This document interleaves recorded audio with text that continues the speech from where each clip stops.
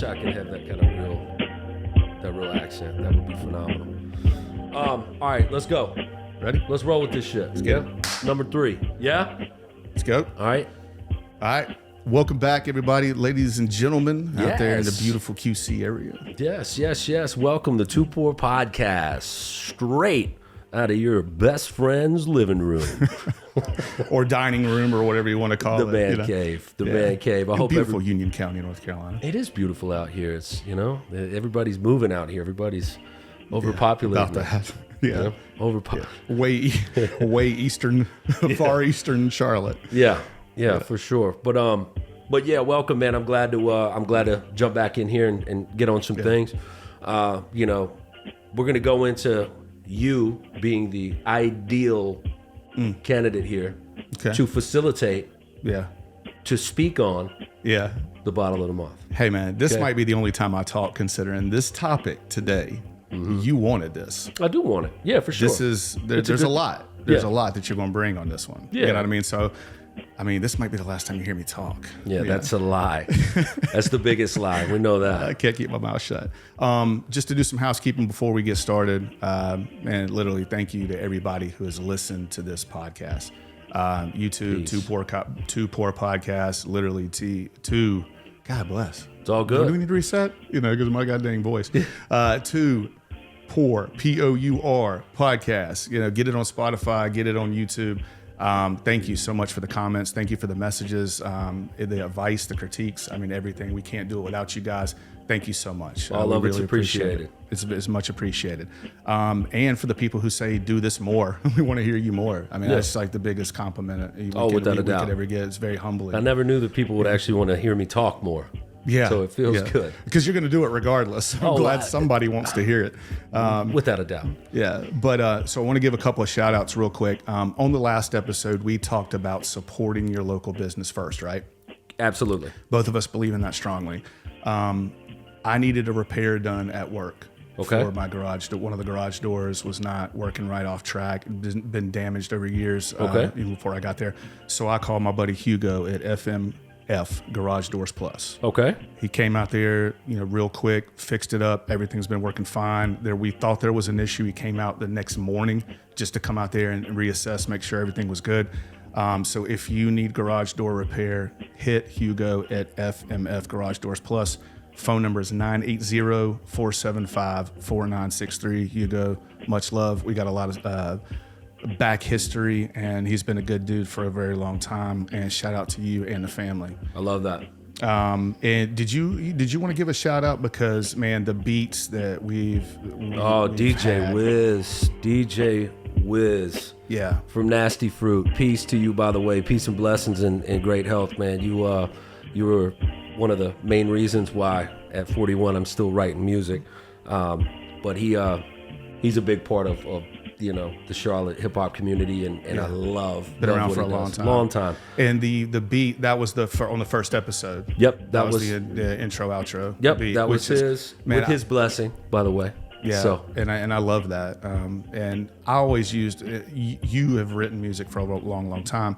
I use music more as inspiration, but those beats, that beat made me want to start writing. Oh, without a doubt. It's hot. And the other ones I've sent to you. And shout out to Vinny Knuckles. I think Vinny Knuckles is ridiculous. He is Knuckles Sandwich is his deal. Him and Charles Heron do some music together, or put some projects out. And Wisdom is DJ Wiz is with those cats too. It's a very, very awesome collective, and the music they put out is great, right? Yeah. I also want to shout out the Firehawk Brew Pub. Firehawk Brew Pub. It's in Mount Holly, and Scott Blackwood, Aaron Tracy Blackwood, put that together. And I would hope that anyone listening to what we've telling you right now, go support these folks. These folks put in hard work for the city. They put hard work for the surrounding area. Been around in the community for a very long time, doing good things. Yeah, forever. So I think it's a beautiful thing, and I hope I wish y'all all the best wishes and great success over there. Right, great success. It's funny too, because when you said that name, Aaron and I mean, we go back to middle school together. Oh, it's crazy. But we would get in these serious debates, political debates and stuff like that. It's funny. I will remember this to the day I die. One of the best compliments that I've ever received was from Erin. Yeah. And she might not remember it, but she's going to remember it if she watches this and I say it. But she told me, she's like, look, we get into these debates and we go at it. She was like, but if I could choose 10 people to rebuild this planet with, as far as ideas and everything like that, she was like, you'd be one of those people. That's fire. That's a great accolade. I can't even. Yeah. That shows the level of intelligence of her. To Yeah. even come up with something like that to be able to compliment. So, I mean, Very dope. That's all my love. Yeah. Very, very dope. And Scott's a good dude too. So both of them are good people. Yeah. Yeah. It's crazy how like 20 plus years, 20 years ago we were trying to be hip hop, moguls. Yeah. And now we got, cats opening up restaurants and Scott from what I've seen has helped facilitate that through a couple different businesses, whatever like that. He's sharp in that industry. And I think anybody that needs any kind of, real advice or even, maybe I'm going a little too far out of your Scott. I'm not trying to get your phone to blow up. He's trying to get his stuff started. I see the kind of work that he puts and the people that support him on social media and the networking in the Charlotte and surrounding area of what we're doing now as grown people, and seeing successes and seeing people. I like to call high caliber people. I like to surround myself with high caliber people that are unafraid to take the leap and do things that are hard. Yeah, because life is hard. You're betting everything on yourself, right? So when when you see people go out and they try to start a business up or they try to fund some idea that's more than a passion project. We're talking about something that pays the bills. Yeah, and they end up doing it and succeeding at it. Yeah. For me, just seeing that kind of stuff is phenomenal for me. It's great. Right? Well, as we've talked about it, we want to see successes, and it's just, people should support each other. 1,000%. If people support us on what we're doing with this podcast, we're going to throw shout outs too. Oh, without a doubt. Just like we've done right now. I want the list to be so long of people we know that are doing it. Yeah. That we can support and talk about. And that we almost have to do a separate podcast to do that. I actually want to say too that I want to see these people here. I want to talk with these people, have conversations with these people, and have them on the podcast. I want, I want my big brother Diesel to be here and be crazy with his crazy, ideas. Principal, my brother Diesel, him, my wife Ashley, I would love to have here. But I would love to see people from our community that are trying to be. Yeah. You know what? I don't say trying. They are being successful and they are taking the risks. For sure. And you think about, these high caliber people, you think about 20 years ago, which we don't know what's going to happen 5 days from now, right? That's right. But 20 years ago, would you ever have thought that, we're going to be doing a podcast? No. Have you ever thought that not at all. Would you ever thought that you were going to build a house? You know what I mean? Nah, not from where I came from. Life is one of those kind of things that's ever changing. And life is one of those kind of things that will get away from you. We'll talk about that later in the podcast, but it's fragile. It's a short ride. It's something that I really, really believe that you have to have the right people around you. Timing. You got to be able to connect and have these interwoven connective tissues to be able to really live a full life. There's so many people that I think are living a facade, or I think they're delving or diving into too many things. I did that. I was guilty of that for a long, long time. And it's not that it's so bad that I had so many different, avenues and places that I was going and things I was doing. When it really takes away from my intellectual kind of property, my like what do I want to do? And that's just being young and learning and getting experience. And that's I'm glad you said that, because the topic today, right, is when is the right time to cut people out of your life? Right. That fits perfectly, because the quest, if we're young, the quest is like, I want to grow up and I want to be happy and I want to be successful and I want to have a family and all these other things. How do you get to that? What people stand in your way? Right. And learning the red flags, seeing the red flags, cutting those people out before they become a cancer in your life. Yeah. And that's what we're going to go in on today, right? And I'm so happy to go into it. And this is one of those kind of things where, out of respect, I'm not just, I don't want to come in here and talk about myself and about my own. Of course we do that in this podcast. It's part of facilitating a conversation, right? Absolutely. But the idea of cutting someone, and let's make this clear, not something. Someone. Yeah. That's hard. That's hard for a lot of people to do. Yeah. Okay.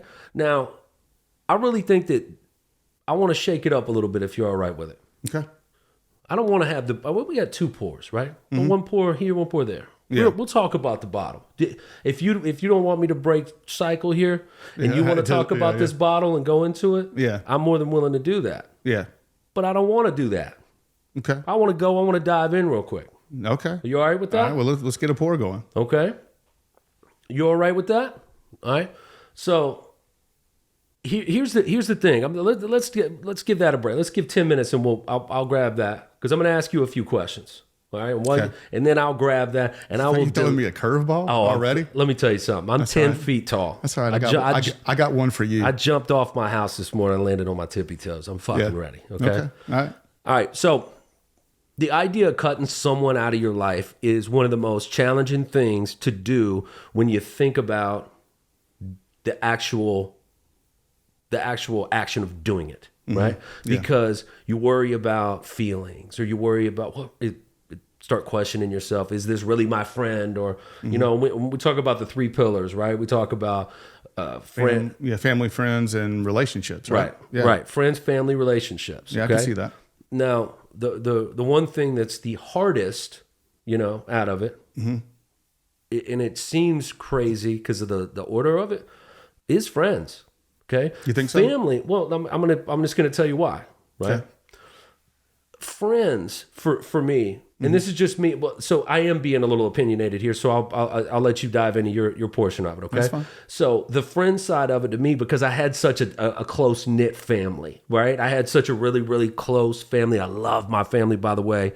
My cousins, my uncles, my people that aren't here anymore. God bless you, resting in heaven. But the thing about friends was one of those things I was always fortunate to have so many, right? Gotcha. I didn't shit on a lot of people, right? I'm guilty of a few things, few I mean, we all are. But the reality of it is I was so worried about being in everybody's life and what's going on. And I feel a lot of people are that way, and they don't think about me. They don't think about themselves first. They're like, all right, let me pick up the phone and call 10 people and find out what everybody's doing and make sure I check up on everybody, right? Now, I would say that this is probably I'm throwing this against the wall, hoping it'll stick. I think 20% of 10 people, which I'm going to do the math, that's 2 people. 2 people, 2 people, out of the 10 are probably the only valuable people to your immediate everyday life. Okay. Or genuine, maybe. Right? Because look, there's friends that people have that when they see each other, they hug. What's up? How are you? How's the family? Right? Those are genuine questions. Those are great questions. Yeah. Okay. Then there's the hollow people. There's the people that are all surface. Right? And have zero to offer intellectually, emotionally, anything. Yeah, those are the people that get the pound. Hey, what's up, man? What's going on, man? Let's get up and do some music. Hey, man, asking all these kind of questions like, well, you haven't seen me in 10 years. How do you know I'm still doing music? I'm 40. Yeah. I'm not out here trying to race against these Thundercats out here. You know what I'm saying? Like, I'm not going to the bucket shop. That's the difference is that, man, that's the guy that gets the pound. And what's up, man? Peace. Have a good one. Yeah, it would be different if you were to ask, how's your family? How's everybody doing? That's still in that 8 people that we're talking about. That's the 3, 4, 5. Those are the people you still respect, still have love for, still everything, but you don't have to call them every day and you don't have to know what's going on with them every day. Okay. The FOMO that Jimmy Bass was absolutely ridden with. I was just littered with it all over the place because I could not go 10 minutes without finding out what's going on here. What's going on with him? What's going on? Right? Okay. That kind of stuff I think is very, very, it could be very damaging, right? For your self growth, right? It could be very damaging and it can hold you down. Do you feel like when you're doing that though, you're losing sight of yourself? Absolutely.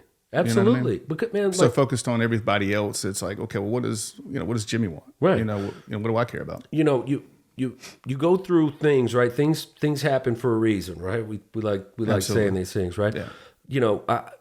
I woke up the other day, had a horrible dream, shit dream. Okay, heart attack, the whole bit, right? Okay, and I woke up and I was just like, you know what? I got to stop. I got to stop eating this bullshit. I got to stop drinking this bullshit. I got to stop being so weak. I got to be more brave with my decisions. I don't care what that sounds like to anybody. When I say brave, I mean genuinely brave. When somebody comes in and says, you know, hey man, what's going on? Haven't seen you guys in a while. Coming to your work. Here's a whole box of donuts with cream filled and, you know, and then 5 minutes later, there's the Chick-fil-A sandwiches, and then lunchtime comes up, and everybody's like, well, y'all want to do Chinese or something like that? Yeah. Let me do the Chinese. Let me get 2 egg rolls, wonton soup with egg drop in it, please, and some extra sauce for my extra greasy chicken. So I had to make that decision, right? This week, and I'm not going to talk about it anymore. Well, props to you. All right. I'm just doing a minor thing. I'm going to change something. Okay. Baby steps. Baby steps. That's a form of cutting something off, right? Addition by subtraction. Right? That's a form of cutting something off. It was hard to do. It was hard Monday, Tuesday, right? Yeah. Now, when you're talking about cutting a human off, you're talking about cutting a person off, right? It's tough. It's different, right? Is it a person that is in kind of a crowd that you'll see often, right? So if you do see this person and you're cutting them off, how weird is that? How awkward is that? How do you deal with the awkwardness? Yeah, because it's not like you're going to change up your whole friend group. You know what I mean? What in a relationship, you know, the 2 people break up and, you've brought her around all your friends. And now it's like, well, where's the girl? You know? Right. Or it's all her friends. Right. You know? So you know, when you're cutting someone out of your life, or you cutting them out of your life to build value, okay? It's important. Maybe, well, what is value? Okay, is it quality of life? Right? Yeah, absolutely. Is it the quality of your mental health? Yeah. Right? Is it having a vision or a project or something that you've been working on or wanting to work on that you were held back a little bit from? Progress. Right? So you gotta, you know, you gotta see for yourself out of your own dome. You gotta see, okay, well, what's the value? Well, the value is X, and I gotta do everything I can. If I'm gonna cut this person off, I'm not gonna cut them off for no reason, right? So hopefully not. Yeah. Right. So I'm gonna cut them off, and I'm gonna go and I'm gonna fulfill X, Y, and Z to get. Yeah. Right. For it to make sense. Well, and that's the question is like, how selfish are you going to be in this decision making? Right. And let me tell you, I think you should be incredibly selfish. So you don't think there's a cap necessarily on the selfish level? No, man, Bridwell, it's got to make sense to you. And let's dive right into the next thing. Okay. I'm fortunate enough to be with the same woman for 21 years that I love dearly. She's a phenomenal, very, very, very smart, intelligent, beautiful woman. Very Italian. Right. You know what I'm saying? That's why I've always been able to kind of box well while she's just talking about normal stuff, jokes. Right. But relationships. Right. So I'm going to ask you a question here in a second, but I don't find it any different when you're cutting a friend off. You mentioned it a second ago. When you're cutting a friend off, if you cut off a girlfriend or a boyfriend, right? Significant other. Yeah. Can you break up and stay in the same area, same group, facilitate the same rooms? That's tough. I think a very small margin of people can, and I think those are very strong people, right? Yeah. But at the same time, I also think that gives so much room for very damaging things to happen. Absolutely. And to me, and we're going to differ on this one. Sure. Because my family situation is not your family situation. Sure. You know, to me, you know, friends of mine are more my family than my actual family. Okay. You know, so friends to me, I don't even equate friends, that word, in the singular form. Okay. I do friends and then acquaintances. Okay. Acquaintances will be what your definition of friends is. Okay. Friends to me is family. Okay. You know what I mean? You know, that's why we're doing this right here. I mean, I love you. You're my brother. Oh, absolutely. You know what I mean? I'd take a bullet for you. So people like you and some other ones, you know, a Jennifer or a Rachel, people like that who've held me down, been there, checking on me, just, you know, reaching out, in most cases being more of a friend than I probably have. Yeah, sure. You know, I've been guilty for that, you know, because I'm the type of person that's been I can do everything myself. I don't need a lot. And you know this. You damn yelled at me because of it. But So many times. true story. And you know what he said? Of course, it's not going to work. You're not the boss of me. When did it do it again? Did I do it? You're not the boss of me. That's right. That's right. No, but in all seriousness, so in a relationship, I don't see how people do it. They break up and then they're in the same friend group and stuff like that. To me, the connection wasn't deep. Sure. You know what I mean? Because if you truly, I feel like in relationships, and take your life, take the average woman's life. Okay. I feel like women are in love more times over the course of their relationship or life. I feel like an average woman loves more times than the average man. But I truly believe if the average man, when he's in love, he loves harder than that woman. I mean, it's your opinion. It's my opinion. Yeah. It's my opinion. Because it's okay. So we have always had good female friends. I probably have had more, you know what I mean? Of course, because I'm married. Yeah, you've been married for a long time. So, well, it's friends. Like I friends, get it. friends. No, I get it. But I get it. I've always had really, really good female friends. I could Sure. list them out. Just, Sure. going into depth of souls, writing poetry with, a certain friend, Sure. like all these things. And at the same time, you hear a lot, right? You learn a lot. Okay. I've always said, how are you going to understand women if you don't have women around you? Okay. You learn a lot from them. And at the same time, you hear the questions that some of them ask. Well, I wonder if he loves me, or if he does this or does that. I will tell you flat out to anybody listening, if you have to ask, if you have to ask yourself, I wonder if my man truly loves me. There's a problem there. There's a chance that he's not 100%. You know. Yeah. You know what I'm saying? You threw a surprise birthday party for your wife. Right? Yes, I did. Right. I knew about it. Haha. Thanks, Mel. Thanks, Lexi, for helping out. Right. That was a nightmare. But we love you, Ashley. Listen, I mean, and honestly, no bullshit. Okay. And I didn't give you this response, and I don't know why I'm doing it here, but I wanted That's to do it. fine. Go because for I have it, a man. microphone, and you'll listen to what I have to say. But to me, that touched me. Okay. Right. That touched me. That was really special. Mm-hmm. I feel like that's something I would do. Mm-hmm. Right. Doing it for as long as y'all been together and doing it now, man, that's class, dude. That means a lot to me. Hearing that, that's cool as shit. Thanks for saying that, man. That's really cool. Yeah, and I know she appreciated it. And you told me the story. You were telling me about the stresses you were dealing with the week before and stuff like that. But those kind of things, that's love. Yeah. That's love. And after as much as y'all been together, of course they say, the time, you got the tendency to not do those special things. Yeah, I mean, you get too routine, right? I mean, things happen. Everybody's got their problems, right? For what you said a second ago, where you said, men love harder than women, I disagree with that. That's the great thing about you and I, about us being able to communicate. I'm not saying you're wrong, because that's your thoughts, man. And I respect you and I love you. And I think that's great. I think it's impossible to make that, that statement. Yeah, and I can see that too. Because there's so much that goes into what love is. There's so much that goes into what it actually means, right? Yeah. And I totally love everything that you're surrounding your statement with, right?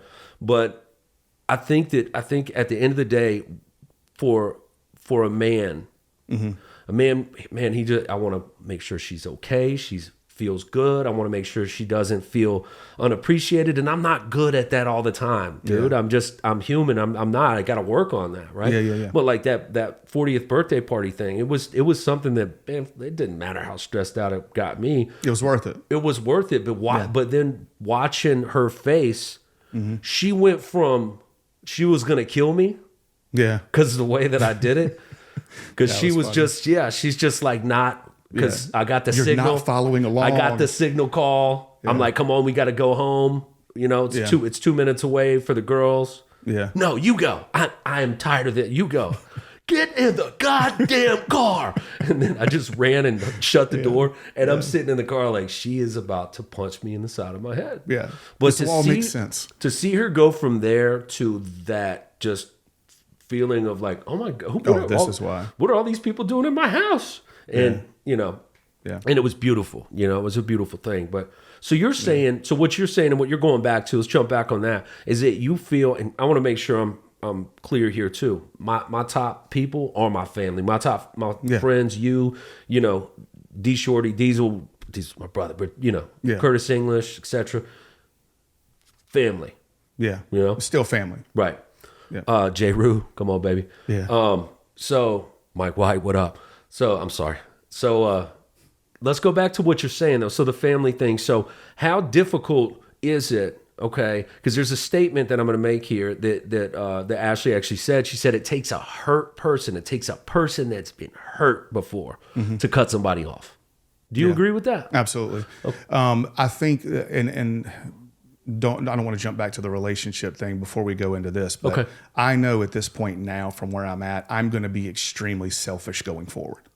As far as when it comes to picking somebody that I want to date. Okay. Because if I'm going to date, for me, I don't date unless I see a future. We might go out on some dates, but you're talking about being exclusive. Exactly. Okay. Yeah. If you're a committed dating relationship, I don't want to do that unless I see some semblance of a future. Well, I mean, I don't want to waste my time. But I think that's anybody. I think that's anybody. But holding the bar where I need to hold it to, that's not going to be dropped again. Yeah. Because I've done that in the past. And it's not necessarily a comparison when I say, a man loves harder. It's not going to be a comparison to the woman. It's a comparison of the average dude saying he's in love and the man actually doing the things that constitutes and shows love. Okay, so embracing it. Yeah, embracing it, showing it. Yeah. Fruition, etc. Yeah. So those kind of things. But for family, when you grow up, and have an absence, and longing for, like if I was to date a woman right now and she had a big family, man, that sounds great to me. Sure. That sounds great to me because I didn't come from one. The little bit of family I had was very, very spread out. Yeah. And we don't have relationships. You know what I mean?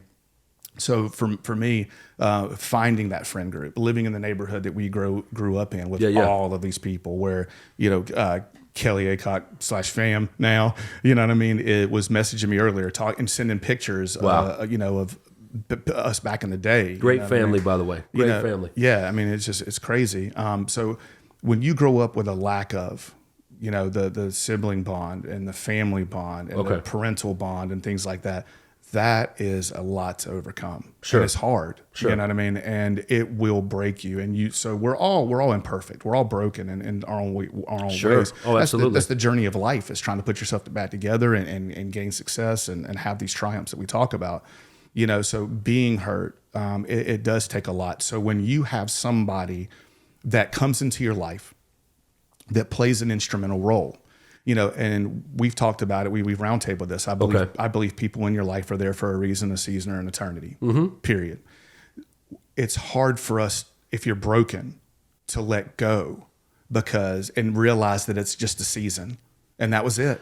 Now listen, I want to take a second here. Okay. We're going to play this video.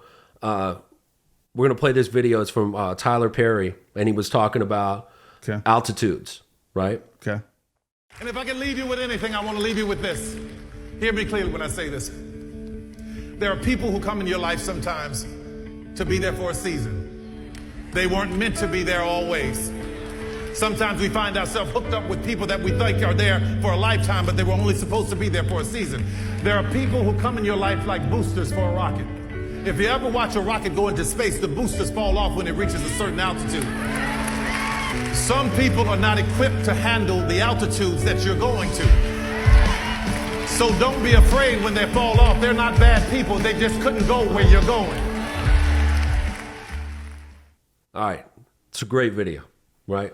It's a phenomenal video, what he's saying there, right? Okay. So he's saying that people are there for you sometimes for only seasons. Yeah. Right. It's kind of diving into what you were saying, but sometimes they can't handle that altitude that you're going to. Yeah. Right. Yeah. So even when we're talking about family, right? So you're saying that there's certain parts of your family that brought you to maybe look at people and interject them as your family because of lack of from back at all right. And God bless you for that. And I you've turned out to be such a strong dude and such a great dad with your kids from that. Yeah. But thinking about being there for a season type thing, right? That to me is more like the dating kind of circuit, right? Like where you're dating chicks or you're dating whatever like that, trying to find out what great young gal that you want to actually take the time and effort to create something. There's something that is very special about finding a bond, creating a bond, securing a bond, repeating, repeating, and not getting bored from it, right? Do you find yourself getting bored from it, or do you cut people off like that? Relationships with females before it gets boring. Before it gets boring, is that a thing that happens for you? That's a good. And there's not a lot of good things in life that I do well, right? I mean, I'm not a master of a lot of different things. Sure. We talked about it before. Like, I really feel like I'm a good judge of character. And you are, definitely. I feel like I can see way beyond the immediate. Mm-hmm. So the women that I've chosen that have chosen me as well, to date and seeing a future with, it never really got boring. You know what I mean? Okay. That wasn't the problem. Okay. In any of those relationships. I'm still chasing them around like I'm a horny 14-year-old, and we're doing things together, and we're going on trips together and stuff like that. It didn't get mundane, and the thing about it is the whole boring aspect of it. What do you mean, like real life? Like you're building together and stuff. I know what you mean. But sometimes we as people have to be humble and we have to be grateful. Mm-hmm. And I feel like I'm in such a better place now than I ever have been, about just being grateful for every little thing. Sure. I love being able to come home and knowing my teenager's here, or my teenager's here with his girlfriend and hanging out and get to goof off with them, or going to football practice and picking them up 5 days a week. Yeah. And I don't have to now because, his girlfriend drives. So, but losing a little bit, that sucks. But that's not boring to me. Yeah. That's life. That's first world problems. I would much rather have that than what? What else are you going to have? So coming home to the same person that you love and that you're building a life feeling, with, and you're doing projects together. But I do feel like the biggest thing that contributes to that is the lack of outside interest other than yourselves. Yeah. So I will say that if you're dating someone or married to someone, there has to be little things that you can do to give yourself time. Sure. Or projects, passion projects. Like this right here is good for you. Man, I'm just going to go out on a limb and say you probably annoy the shit out of Ashley sometimes. No, there's that. I want that erased. I don't want anybody to see that and use it. So it's like just go and do something for a little bit. But, so absence makes the heart grow fonder, not too much. But. No, but it is. And one thing that I know for a fact, and I've got people that are in my life that are, dating, and they're loving each other, and they're going through this honeymoon kind of deal. Mm-hmm. And I think it's great. I think it's awesome. But one thing I do believe with people that are brave enough to tell their partner, hey, what do we do? If I spent every day with Ashley and she spent every day, we would both get to that point where like, dude, I need some guy time. She needs some chick time. Yeah. Right. I think it's important. And for your own mental health too, to be secure, knowing that your woman or your man can go off and do whatever they're going to do, and they're still going to come home. That's a great point. That's a great point. The worst thing that ever happened, I think, with not being able to cut people off, not being able to cut people off. I'm going to tell you what's so hard about it now that's different than it was in the past. Okay, cell phone. Yeah, it's difficult. You know why? Yeah, you know why? It's always there. Because I bet you can pick one up right now. I bet anybody could pick one up right now. I don't care if you're taking a dump right now. It's probably right there. Yeah. You always have your phone. It's always there. There's always somebody. You're always connected. Somebody's hitting you up. Somebody's hitting you up. Somebody's hitting you up. Right? Yeah. It's one of those things where back in the day, it's like, you know what? It's not working. I think we should break up. You go fuck off somewhere. I'm going to go fuck off this way. Yeah. And you might run back into each other and stuff like that happens. So here's one good question. Right. Okay. And I know we're really, really, I love focusing on the relationship side of things. Yeah. I love it. I think it's phenomenal. Well, I'm an open book. So. Yeah. Phenomenal. What do you think about, or is there a penalty to letting someone back in your life who you've cut off? Now, not just a girlfriend, significant other. I'm talking about a friend. I'm talking about toxic motherfuckers that you're like, I'm going to make up a name, Brad, right? Mm-hmm. And every time Brad comes out with everybody, he's the guy that gets everybody in a fight. And everybody beats the shit out of these people. Brad started it. And then you're looking around and Brad's nowhere to be found. And then all of a sudden, Brad shows back up. Wait, man, what's going on? Like, I think that is in the same category as rehires at a company. Well said. The slogan or the phrase that I heard that makes the most sense is X's are X's for a reason. Okay. One of the problems, you talk about social media, right? You talk about your phone being connected. it's not just cutting that person off, because chances are if you're dating for a while, you're connected on social media. Facts. So now what do? Are you spending time looking at their social media? Are you getting upset? Yeah. You know what I mean? Are they getting upset? Are they, you know, I mean, there's Are they interested? Am I interested? So should I be interested? And now I'm interested. You know, I mean, there's a lot of those things. And so when you talk about, going back to when you talk about hurt people, hurt people know what it is to be hurt. Right. They don't want to be hurt again. Right. And when a broken person chooses to put that faith in that other person and then they break them again, it's like magnified. So the penalty is still the penalty. There's still a penalty. But not only that, you got two things. One, if you've been hurt, maybe you latch on a little bit more, or maybe you hold on to them a little bit longer because you don't want to feel that pain again, even though you know it's the right decision to make. You know what I mean? So there's that. And then it's like, if you end up making the decision, or you stick around long enough to where they make the decision for you, then it's even more hurt on top of that. And it's just a never ending cycle. You know? Absolutely. And there's so many things that connect people that, you know, let's say relationships and if physically and intimately, you really, really, you know, work together really well. However, y'all are so toxic otherwise for your mental health, and the way that y'all treat each other, and the way that you know, lack of respect, common respect, and it'll never change. It'll never change. Those dynamics, right? I'll give you an example. So my boys, their mom, you know, and if they're listening, I need you to earmuffs for like 30 seconds. Starting now. To this day, if you put her and I in the same place for a weekend, we're either fighting or fucking. Wow.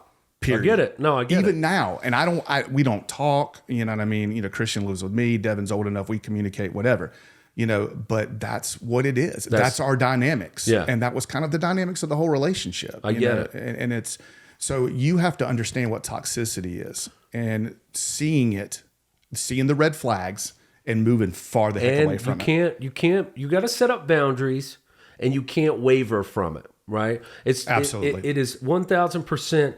Just like being process driven. Don't deviate from it, because if you do, it's even going back to when you were talking about the topography or whatever it's called. Maybe I'm fucking butchering it, but it's talking on such a high intelligence level. The idea of it is walking here because it's safe. Yeah.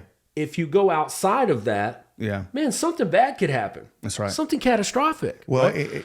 Yeah, and when you're talking about people who are trying to find the right way to do things, you know what I mean, who have been broken and it hasn't really worked, if you know these core set of things, it's almost like a pyramid, right? Yeah. At the top has to be your no-go zone, either your no-go zone and your must-have zone. Yeah. Now, people with a lot of pride will put a lot of things up there. Like, if I think I did this in my 20s, I wrote down a list of what I would want my wife to have, qualities. Yeah. Like not own a cat and shit like that. You know what I mean? But whatever. Did you do the weird science thing where did you make a whole like a magazine with the chick you wanted her to look like with the hair in there? Did some kind of like Wiccan kind of, because I know you say you're very Christian, but I think that's just a cover up. No, whatever. Do you sacrifice little babies? Kidding. Not that you know. He's got a whole entire closet full of baby heads. Yeah, you're going to end up there. You keep talking shit. All right, so pyramid, no-go zone, must-haves. Gotcha. Then that middle zone needs to be the things that you would like to have and you feel kind of strongly about, but you know, it's kind of that gray area, you know, and then the stuff at the bottom is like anything that you can compromise on. Okay. And I think that as you grow older, you know, people have a tendency sometimes to settle. So they put more stuff into, I'll compromise. Sure. You know, this whole opposites attract. Yeah, that could be fun. That could be passionate. That could be a little high intimacy level. But as far as building a future together, man, who was it? Dave Chappelle, I think, or Chris Rock. Chris Rock said 2 crackheads can stay together. Yeah. Right. You know what I mean? They have the same mission. Yeah. You know? And what else did he say too? He said that you're not really in love unless you want to kill the other person. Oh, right? Unless you thought about taking that pillow and just putting it on. He says you got to love the crust of a motherfucker. Yeah. And right? I love that. That's such a great line. It's like in that movie, This Is 40, when he was like, you know, have you ever thought about killing me before? She's like, yeah, absolutely. I've thought about it. I'm gonna poison you, but it'll be over a certain amount of time. And then where he like does the Fargo thing where he's like, yeah, I'm just gonna put you through a wood chipper. It's like, but there's real love there. I want to jump to something real quick, right? Mm-hmm. And So we got the pillars of it, the friends, the family, right? Relationships, right? Yep. And we've changed the order of that like 3 or 4 times. But I love it because, but you know why? Because they all intertwine. They're all Absolutely. exist in the same universe, right? When you have to cut someone off, and it comes from let's get away from toxicity. Let's get away from they're just a rebel without a cause, and they're just really fucking up every kind of situation that they're ever part of. And again, going back to it, like, oh, it's just Brad being Brad. Yeah. Fuck Brad. I don't want to have to baby anybody or tell everybody in preface, like, yeah, I know we're going out to the bar tonight, but Brad's going to be there. He's probably going to fuck the whole night up for us. No. Yeah. How many times have you gone? Go ahead. No, how many times have you gone out with somebody and the whole time you're just wondering if that other person, when are they going to open their mouth? Without a doubt. Without a doubt. And you shouldn't have to surround yourself with people like that. You shouldn't have to do it. But so doing it on cutting people off that don't harness any dangerous, toxic traits. They don't. It's not a drug thing, or they're an alcoholic, or one thing that I don't agree with, and it's why I choose the friends that I choose, and I'm very smart about doing that. And I really, really hope more people do it. I don't want to go and hang out with good friends of mine that are going to go and say, hey, man, we're going to go downtown to a bar and go have some drinks. Hey, man, we're going to go to the strip club. Or, hey, man, we're going over to my buddy Terry's house, man. There's like 3 or 4 girls over there that they're hanging with. I'm out. Yeah. I'm out on that, right? So everything that this person, I like this person, great person, right? Same music, interests, successful person, all these kind of things. But, man, your decisions that you're making kind of make it seem like you're really not my friend, right? You're not thinking about me at all. It's just really like, hey, man, we get along and the hang is always good, so let's go. Yeah. But so you're bringing me to situations where in this social media day, if somebody's taking pictures and somebody's doing whatever, and I'm just sitting there fucking like, dude, this is such a bad idea. Yeah.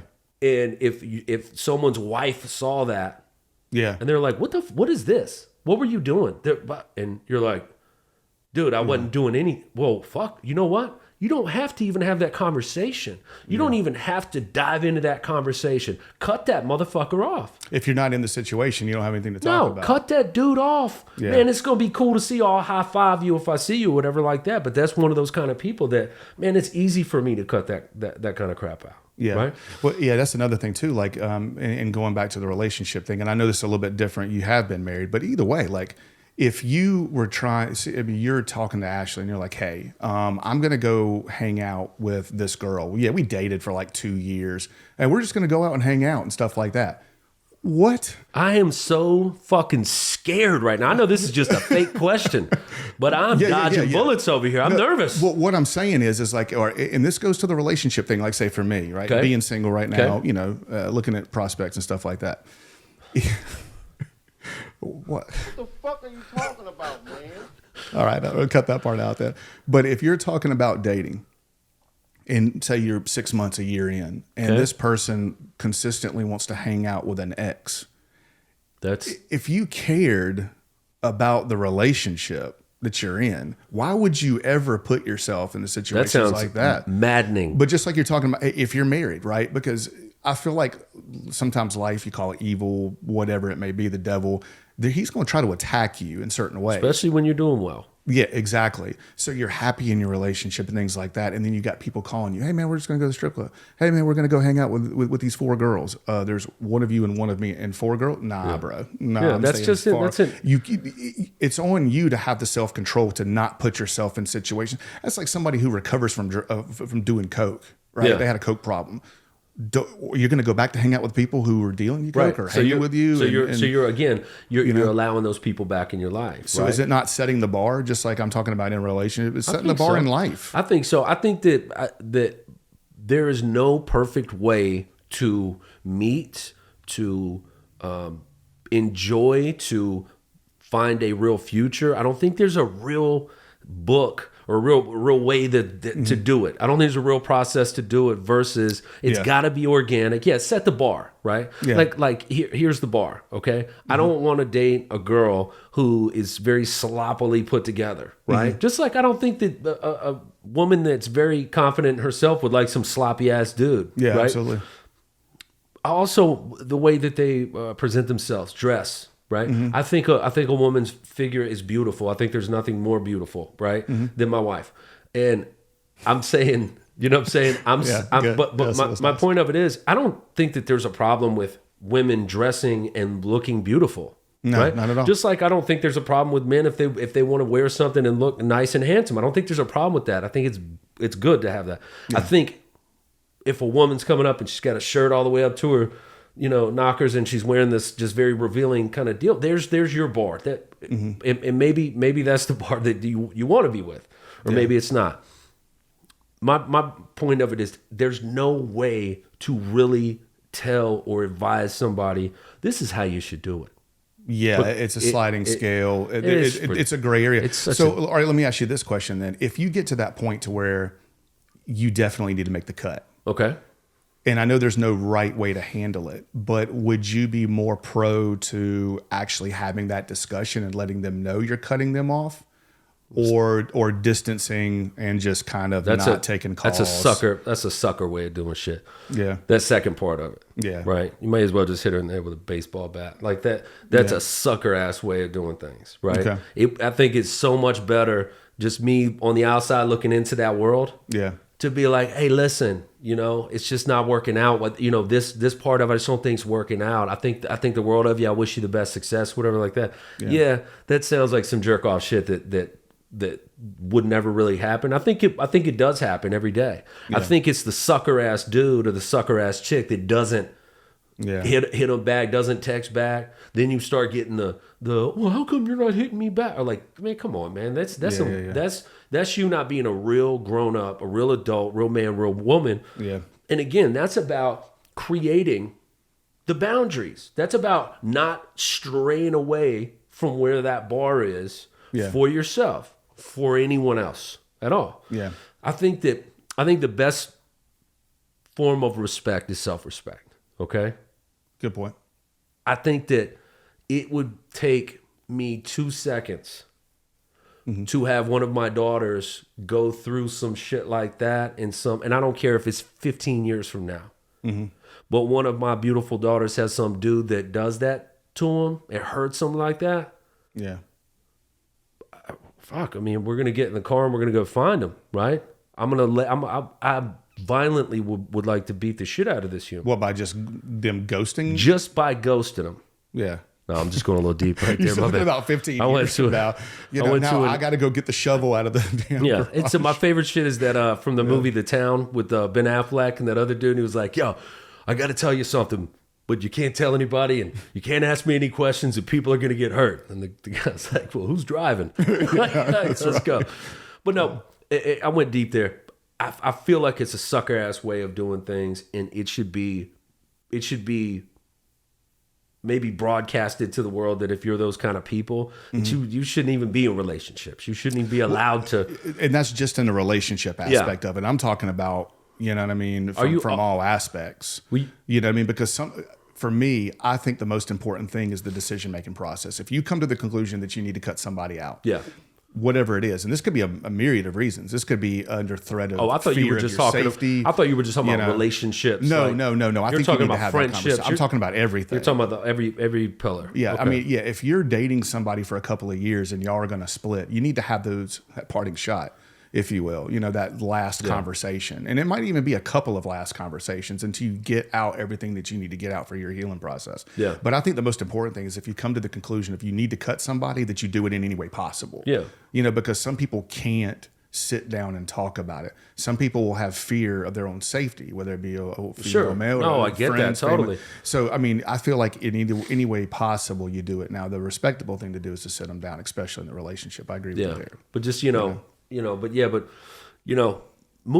on from that, because I feel like we'll keep on circling in that area, right? But yeah. Oh, it's drink time. Hold on. Hey, it's drink time. Listen, you put in research more than I do. It's in your DNA. It's what you do, and I love that about you. Yeah. You know, like I've said in the past, man, that I don't give a shit. You Just don't- put it in the glass. You don't care about the story. I want to. Well, you know, I want to take, and I'm going to learn to get better at that part. Yeah. But I want to take a sip of this. Never had this before in my life. Have Neither you? have I. Nope. Okay. It's first time for both of us. But you've done research on this. Yes. Okay. And I'd like to hear what you found out about it. What's the bottle?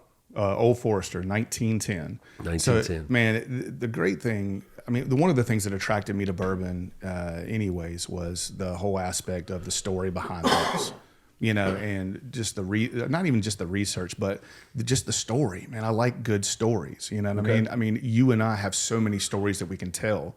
And it's what Guilty is charged with the stories. so it's made, Step Brothers plug. You know, it's made us, you know what I mean, who we are, right? Sure. So Old Forester, this is actually the longest running bourbon in America. Oof. You know, since 1870. God bless. No, not even during Prohibition did they stop making, you know, bourbon. So great stuff. It is owned by the Brown-Forman Company. Jack Daniels. Yeah, they own Jack Daniels. They own Woodford. So we talk about these Sorry. we talk about these large companies, you know, getting bigger. Sorry. I'm getting over this cold.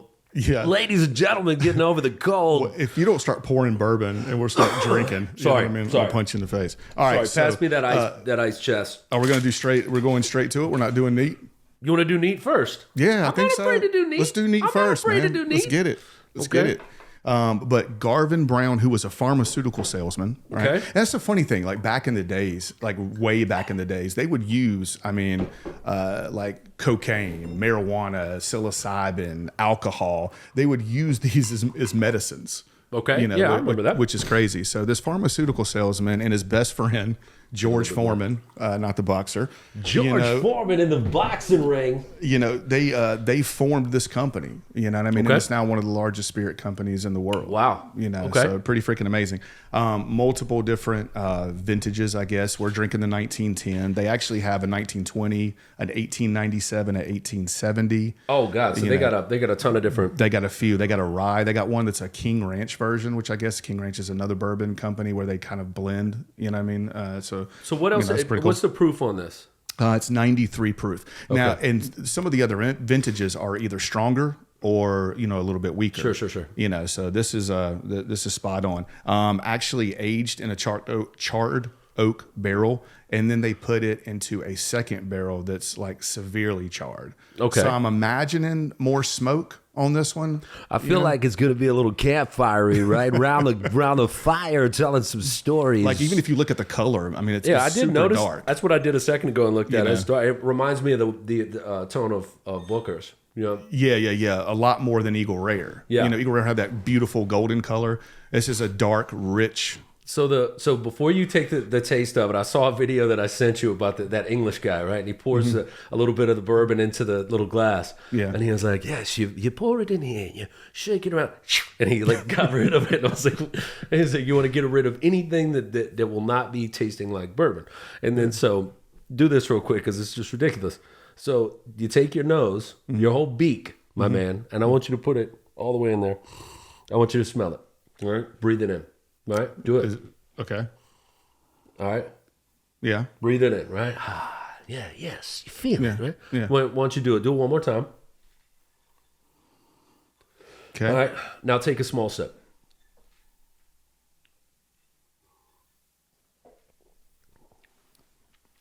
Ooh, Wow. that's strong. It's very strong and there's a lot going on. Yeah. And I can't put my finger on any of them.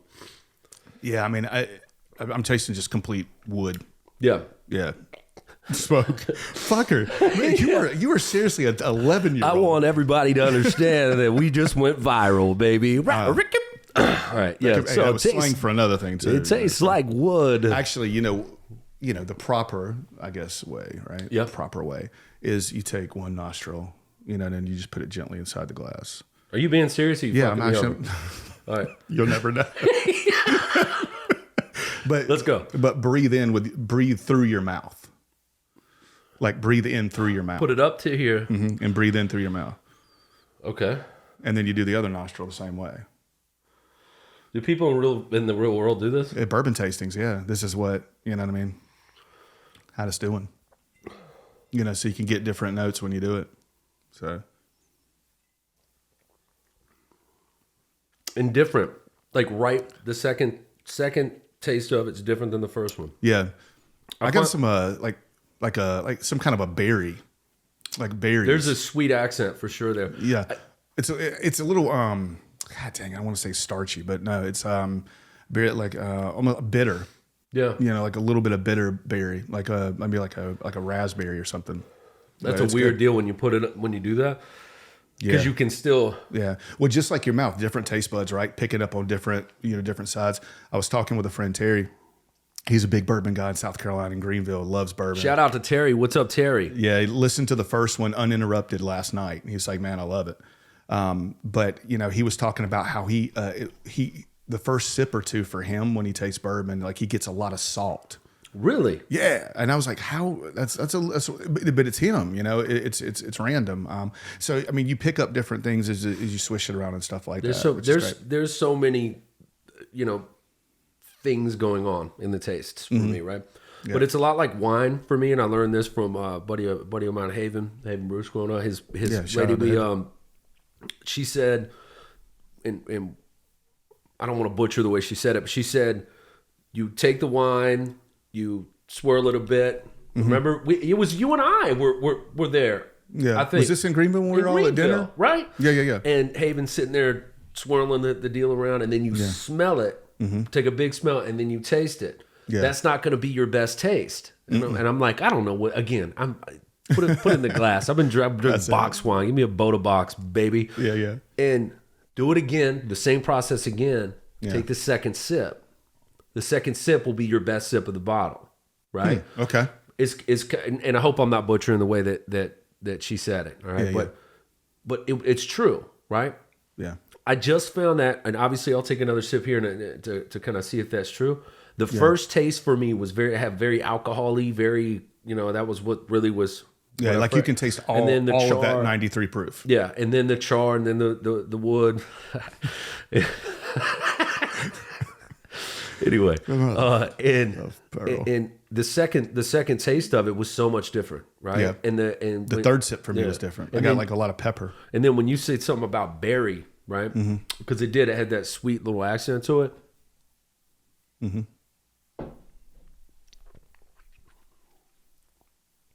Dude, it's a good bourbon, man. Yeah. It's just a good bourbon. Like, listen, you know, and good. You know where I like to be. You know, I don't like to be above a buck. I mean, this is a little bit stronger from where you want to be. I don't like being above 100, right? Being above a buck for me, and maybe I'll grow into that, right? Yeah. In my novice. No. Are you changing that because you were in that 80-90 range? I was in that 80-90 range, but this has just a really, really good finish, and it tastes good. Yeah, I'm glad you said that too, because I think the finish is important. I think that's the most important part of this. As I'm learning this, it's so funny when you're talking to a bourbon enthusiast or whatever like that. There's some of these guys that are just like any other fucking douchebag that I love bourbon. I have 75 bottles of Pappy at my house, and I drink it on a random Wednesday. Yeah, I drink it. I have it in my bar room at my house with leather-bound books, like dude, I like listening to the guys and gals that are talking about it, and they are might be enthused in the story or the bottle or that allocated bottle that, look, man, this shit is just coming out now and it's not gonna come out again for X, Y, and Z. You're gonna sit outside in a fucking line as long as the road just to get into this place. See, I don't ever think I'll be that guy. I did do that. I did that for Eagle Rare's single batch. Okay. So I stayed. So this is the thing that, again, I had to learn about bourbon. I went and bought Eagle Rare from whatever the spirit store is on South Tryon for $34. Yeah. So I stand in this line. It's fucking cold outside, just so you know. Yeah. Okay. And I'm in my work stuff, so I don't have like a big jacket on, and I'm 50 deep before I'm getting in there. And I think by the time that I got there was only Willet. I don't know which variants of it. Yeah. But Willet and Eagle Rare. So I get up to the register, and I'm like, yeah, I'll take the Eagle Rare. And he's like, all right, that's going to be $97. And I was like, $97 fucking dollars? Like I said it out of my mouth. Yeah. And he was like, yes, sir. It's going to be like that. I was like, okay. And so I swiped my card. Inflation. And I turned around. Well, I'm going to tell you why. Yeah. And I turned around, and I'm like one of those, you're like, and you turn around and the people are looking at you like, is this guy a fucking idiot? Or what's he doing? Yeah. Well, the bottle that I had before wasn't the single batch. Yeah. That's the difference, right? Yeah. Now, listen, at the same token, right? Yeah. These bourbon companies, they absolutely barrel some of the best bourbon ever. I don't care. I'm not some anti-American type of person, but bourbon is an American thing. That's it. Right? And when you go, and I took that bottle and opened it, and Ashley, I think Ashley and I had a couple pours of it. It was Eagle Rare, but it was like deeper. Like it did have a different, because it was my third bottle of that at that point. And again, I'm in my infancy stage of this bourbon type of fascination, of it. Yeah. And when I make these jokes and this levity about not like researching and shit like that, like I don't go super deep into the deal. Yeah. But finding out that this company is the oldest in the whole game. That's it. There's a representation right there that comes with the taste. Yeah. That doesn't taste like a waste of time. Yeah. Does that make sense? Yeah, like, yeah. man, if they've been doing it longer than everybody else, they should be pretty fucking good at doing it. Yeah. Right. And Old Forester. And it's not even that company. It's this brand right here. You know what I mean? Because the company, they own Jack Daniels. I mean, how big are you where you own Jack Daniels? Yeah. You know what I mean? Like, that's not even privately owned anymore. Yeah. That's crazy. That story of Jack Daniels is the story of how it was created by a woman. Yeah. I think is very, I think we're going to bring that up in the future as something that we were going to talk about. Going back to like the Uncle Nearest recipes and how all that. That's crazy. So one thing that I ask, I want to know if people can comment on this or, give me some insight, because I genuinely don't know. And I'm, you know how there's wine tastings? Yeah. Right. And I know that you can go to, a winery and whatever like that. Mm-hmm. I want to know about the bourbon tastings. I'm sure that they exist. I've never. Oh yeah. I've been to a couple of them in downtown Charlotte. So they give you flights of whatever kind of bourbons that you're looking for. And you have like scorecards, and you're like rating it and what notes you have and stuff like that, and then how you rank it, and they show you the 4 bottles. Right. But you don't know what you're getting. You don't know what you're drinking at the time, and then you kind of rate. So it's a blind flight. So it's a blind flight. So you know what 4, and then you're guessing out of the 4, like which is which. So that was pretty cool. So what you're doing is essentially you're rating your favorite from top to bottom or whatever. That's right. And then it ends up being and then it ends up being something that maybe that you're going to drink or you're going to purchase from there, or it'll be horrible. There, the Uncle Nearest, you brought that up. I forgot which bottle it was. So the white one. And I don't for 1 second want to sit here and say, oh, I hated Uncle Nearest. It tasted like bathwater. Yeah. I don't want to do any of that. Right. Yeah. It just wasn't for me. That bottle. Yeah, you didn't like it. Well, see, and I had a bottle of the Black Label, and a friend of mine, shout out to Michael Blunt, who was a big bourbon guy, and really was on it for a while before I got onto it, and we started talking about it, and we were working together in Matthews around Christmas time, and he said, hey, he's like, man, you got to get to the store on 74 ABC store. He's like, they got Uncle Nearest, you got to try that out. He was like, have you heard the story? And so he told me the story about it, and I had it for a long time before I ever opened it, and then I opened it up, and it was like, it wasn't all. It wasn't that great, but I think in reality that we should start like rating these because it's based on our opinion. Yeah. But I think we should give it like a 1 to 10, like a 10 being a must have. Maybe we do. Maybe we wait till we have 5. We get 5 bottles.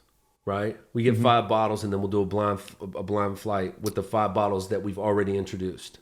Does it make sense? Yeah, we could do that. Now, I want to do something real quick. I did not get their blessing in a sense for this, but Oak Lore Distilling, Matthews, North Carolina. I've heard a friend of mine, Chris Wright, talk to me about this, but Oak Lore, it's on the corner of 51 and Monroe Road or whatever. They've got their own distillery. If you want to support a Charlotte, you know what I'm saying, business, and put your dollars and cents into something that's going to help people that are from this town, I believe. Yeah. I don't know. I think there's like 3 or 4 cats that went into that, and I really want to reach out and talk to them. I'd love to have one of their bottles on this podcast. Yeah, I mean, if it's from Charlotte, we want to check it out. And I've heard from guys like Chris Wright, who he's a bourbon enthusiast, right? Talks shit to me all the time because he's like, until you start buying bourbon, not just little Clyde Mays here and there, a little J. Remus. He was like, go and buy a $90 bottle of bourbon, not because you're out here showboating.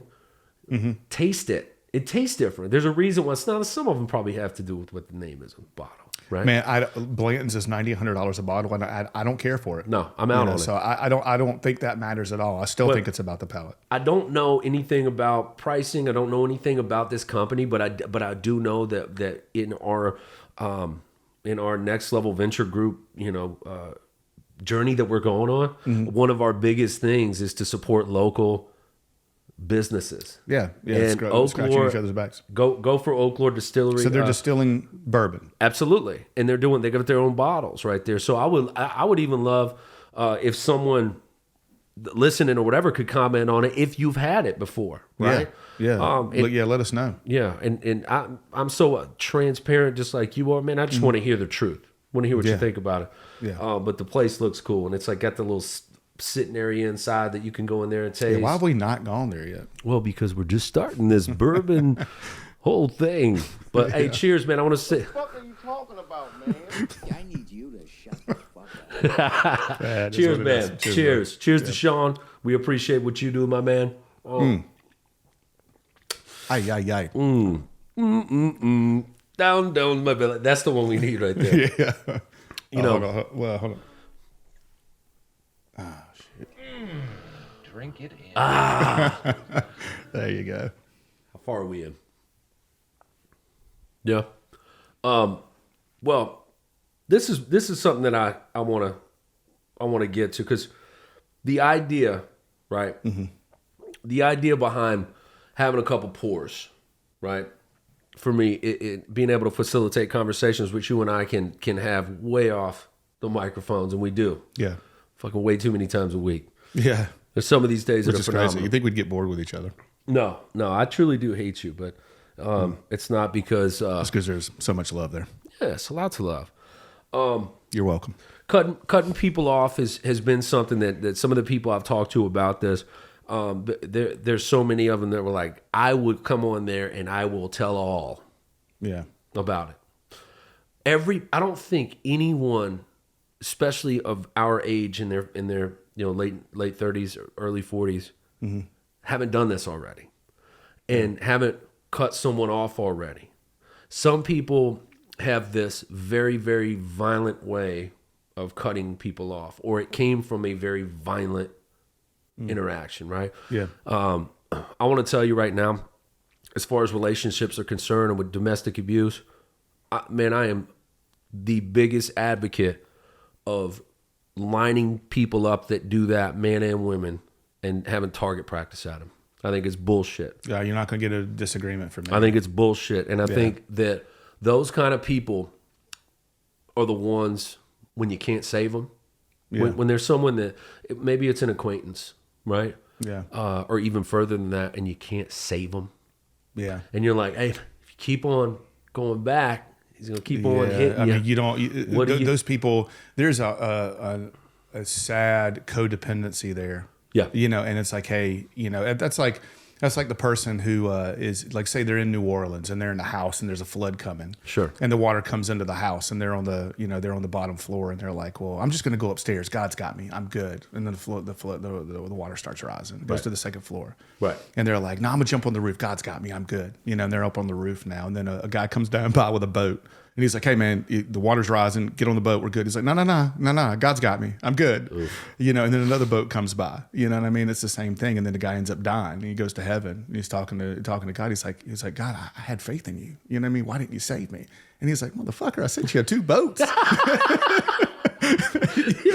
you know what I mean? Yeah. It's the same thing with it. If we see it, and we're automatically putting a female in the situation, right? Because that's more of the situations we run into. It's typical, yeah. Yeah, it's typical. So, you know, a female, and you're trying to save them, you're trying to be there, you're trying to be their friend, and like, hey man, get out of the situation. Like, listen to me. We'll get you help. We'll get you to a shelter. We'll get you to whatever. And then they just keep going back. It's like, at what point are you the idiot? Yeah. You know, it's like somebody who's been divorced 4 times. It's like, hey, bro, maybe it's you. Yeah. Dude, and the ones that brag about that, I'm on my 4th wife right now. And like, dude, that's sad. That's, you know what that sounds like to me? It sounds like failure, bro. It sounds like it feels like failure if they're being honest with themselves. Yeah, it's for, you know. So hold on. Let's instead of broad stroking it. Okay. Let's talk about the red flags. Okay. You know what I'm saying? And are we talking about red flags on any pillar? On any pillar. Okay, let's say family, right? Because family is so deep, right? We both include close friends as family, sure, and then family included. What are some of the red flags of like the no-go zone? Like, okay, your sister, your brother, your aunt, your uncle, your mom, your dad, they develop a drug problem. Mm-hmm. Is that something that you cut? Is that something that you help? That's something you help. Okay. That's something you help. You know, for me, that's something that you help because your blood. You're from the if we're I mean, even the close friends thing. Take that out. Just talk about blood. Okay, it's your family, right? Now look, you can try to help. Man, you can extend that olive branch and try to help, and they can keep on breaking it or jumping off of it, right? Yeah. And I'm sure so many people have gone through that. Yeah. That would be the only acceptable person to allow back into your world. Okay. Because I'm going to be, and this is just me coming from a big family of a crazy amount of love in this family, right? In all the substructures of the family, right? Uncles, their family, just seeing just what they come from. If you really and truly care about yourself and about what you're worth, and about what kind of value that you instill, because we're all projecting information all the time that is helping the person next to you, whether you know it or not. How many times have you heard something from someone and it blew your mind? What they said. So could you in good faith know that a sibling, cousin, mother, brother, dad, whatever, had a drug problem, and not go and help them try to recover and get out of that journey? I'm not gonna put certain people on blast here and talk about certain people and say names. I'm very, very big about that. I don't want people's business out there. But I know someone near and dear to me that did that, and she she left everybody behind. Not in a negative way. She just said, I got a mission. I'm going to do something. And she would leave. And she would go and she would help and go to AA meetings or go to whatever respective. For somebody who's dealing with one of those struggles? For somebody who was dealing with some struggles. Yeah. Hey, not going to be at dinner tonight. Got to go. I got something big. Yeah. And go. And she went and did that. And I saw this person freed from it. It wasn't because of this person trying to help. Yeah, they had to make that choice. They had to make that choice. That's a fucking hard choice to make, I'm sure, right? Yeah. I don't have the experience of it, but I'm sure it's hard. But I find it so just fascinating and so intriguing and so just unbelievable to see somebody so unselfish to leave behind everything else that's going on and all the free time that they possess to go and try and help.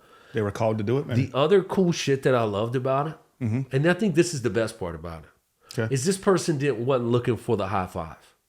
This person wasn't looking for the, oh, wow, you did that. Yeah. Right?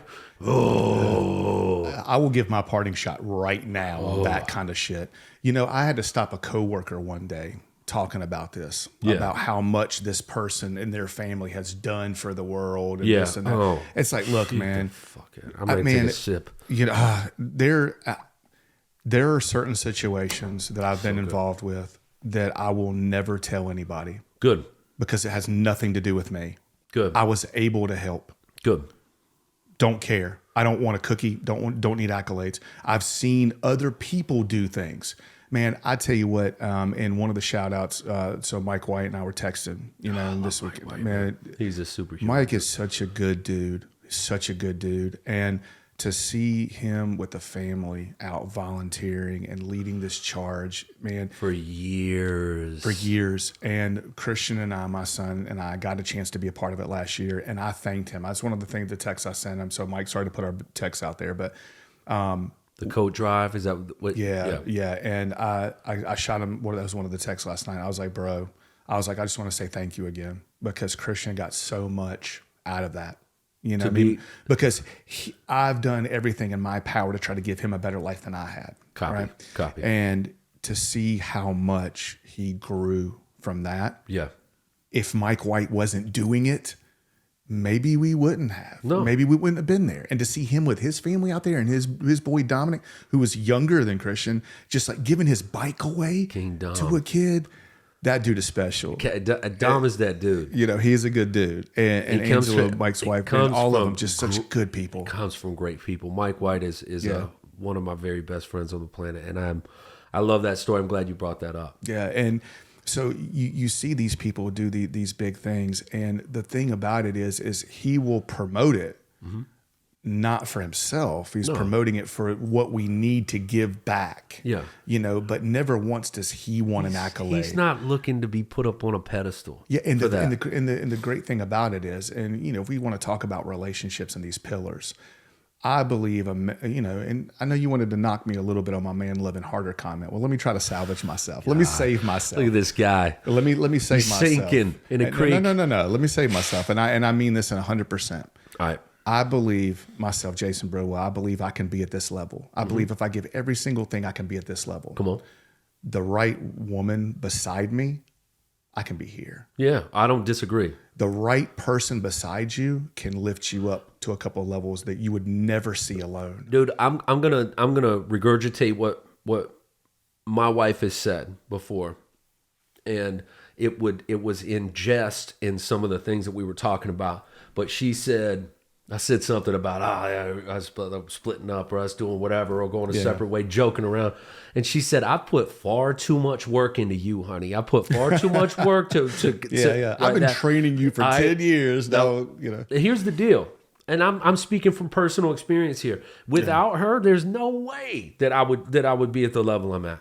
There's no way that I'd be at the level I'm at. I am very secure in who I am as a man. I'm very secure in who I am and what I can do and what my powers are and what my, developing mind has always come up with, and the gift of doing music and soccer and etc. and all these kind of things. Yeah. Being a man, coming with something as simple as fucking throwing my coat on the banister, in there, and going and seeing my kids and hugging my kids.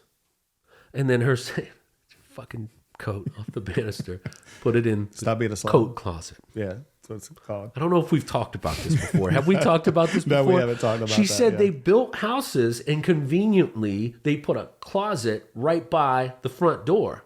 A coat closet. You put your coat in. Yeah. You don't put it on the banister, whatever, right? Even that little thing. Yeah. To me, and I'm sure that there's a lot of couples that probably have these same kind of things going on. Yeah. That little thing, man, she's taught me how to take my time. She's taught me how to relax, chill. You're done eating, put it up, clean it, and then it's a process. And I got a deeper question to ask you. And she's helped me, and I'm saying that through all that small little bits of minutia, those small little details right there. Yeah. That's what's created, me as a man to be better at the little things that end up turning into this big fine gentleman that you see right in front of you. Ladies and gentlemen. Oh, my bad. It's your turn. Slimming down individual. than I am. All right. This is the last podcast. Go ahead. All right. So let me ask you a question. Put yourself into like some random person, right? You're a random guy. Okay. You're looking for prospective women to have a relationship, end up being married to. Okay. Would you say that the average woman likes a project? Yes. Okay. Would you say, see, this is one of the problems I have, and it's one of the conversations that I would joke about with my most recent ex is, you know, not that I would say women are intimidated by a guy who's got their shit together, but I feel like sometimes that women like guys because they need to be fixed. Okay. And if they're not fixable because they got most of their stuff together, like, well, what's the purpose? Do you understand what I'm saying? I guess a little bit. I mean, it just depends on. I get it. I think it's more for them. It's more intriguing to see a man that's a bit more broken that needs to be. Yeah, I think the maternal instinct comes in. Oh, without a doubt. You know, that nature versus nurture kind of thing. Oh, without a doubt. It's part of their makeup. Yeah. You know. Does that go back to? I forgot who this was. Dave Chappelle. Somebody. I love comedians. You know. Oh, comedy is yeah. Oh, guys, life. And you know, he said, "Oh no. It was an old Wu-Tang song." And it was like, the intro was, he was like, hey, man, you know what you do on a first date? He's like, you just walk up to the girl and just straight smack her. He's like, what? Oh, no, it was 50 Cent. Cameron. It was Cameron. It was 50. No, it was 50 Cent. Killer Cam. It was. He goes, you just straight smack her. He's like, what? He's like, why would you do that? He was like, because she can never say, well, you don't treat me like you used to. Yeah, exactly. But I want to dare to say that was 50 Cent. Okay, it might have been. Either way, it was like it was deep. You know, of course, yeah. I'm never going to put my hands. We're on not advocating for anybody to go and slap anybody. No, it's never right in any circumstance, in any situation. It's the same sex and they are stupid. Yeah. And saying dumb stuff. And I will throw this out there too. Just as a man should never put his hands on a woman that woman doesn't want him to doesn't want her to put his hands on him or whatever. We writing with magic markers. No, I don't know. I fucked that all up. But anyway, the same sense, like any woman out there who claims that she was raped or abused by a guy and it didn't happen.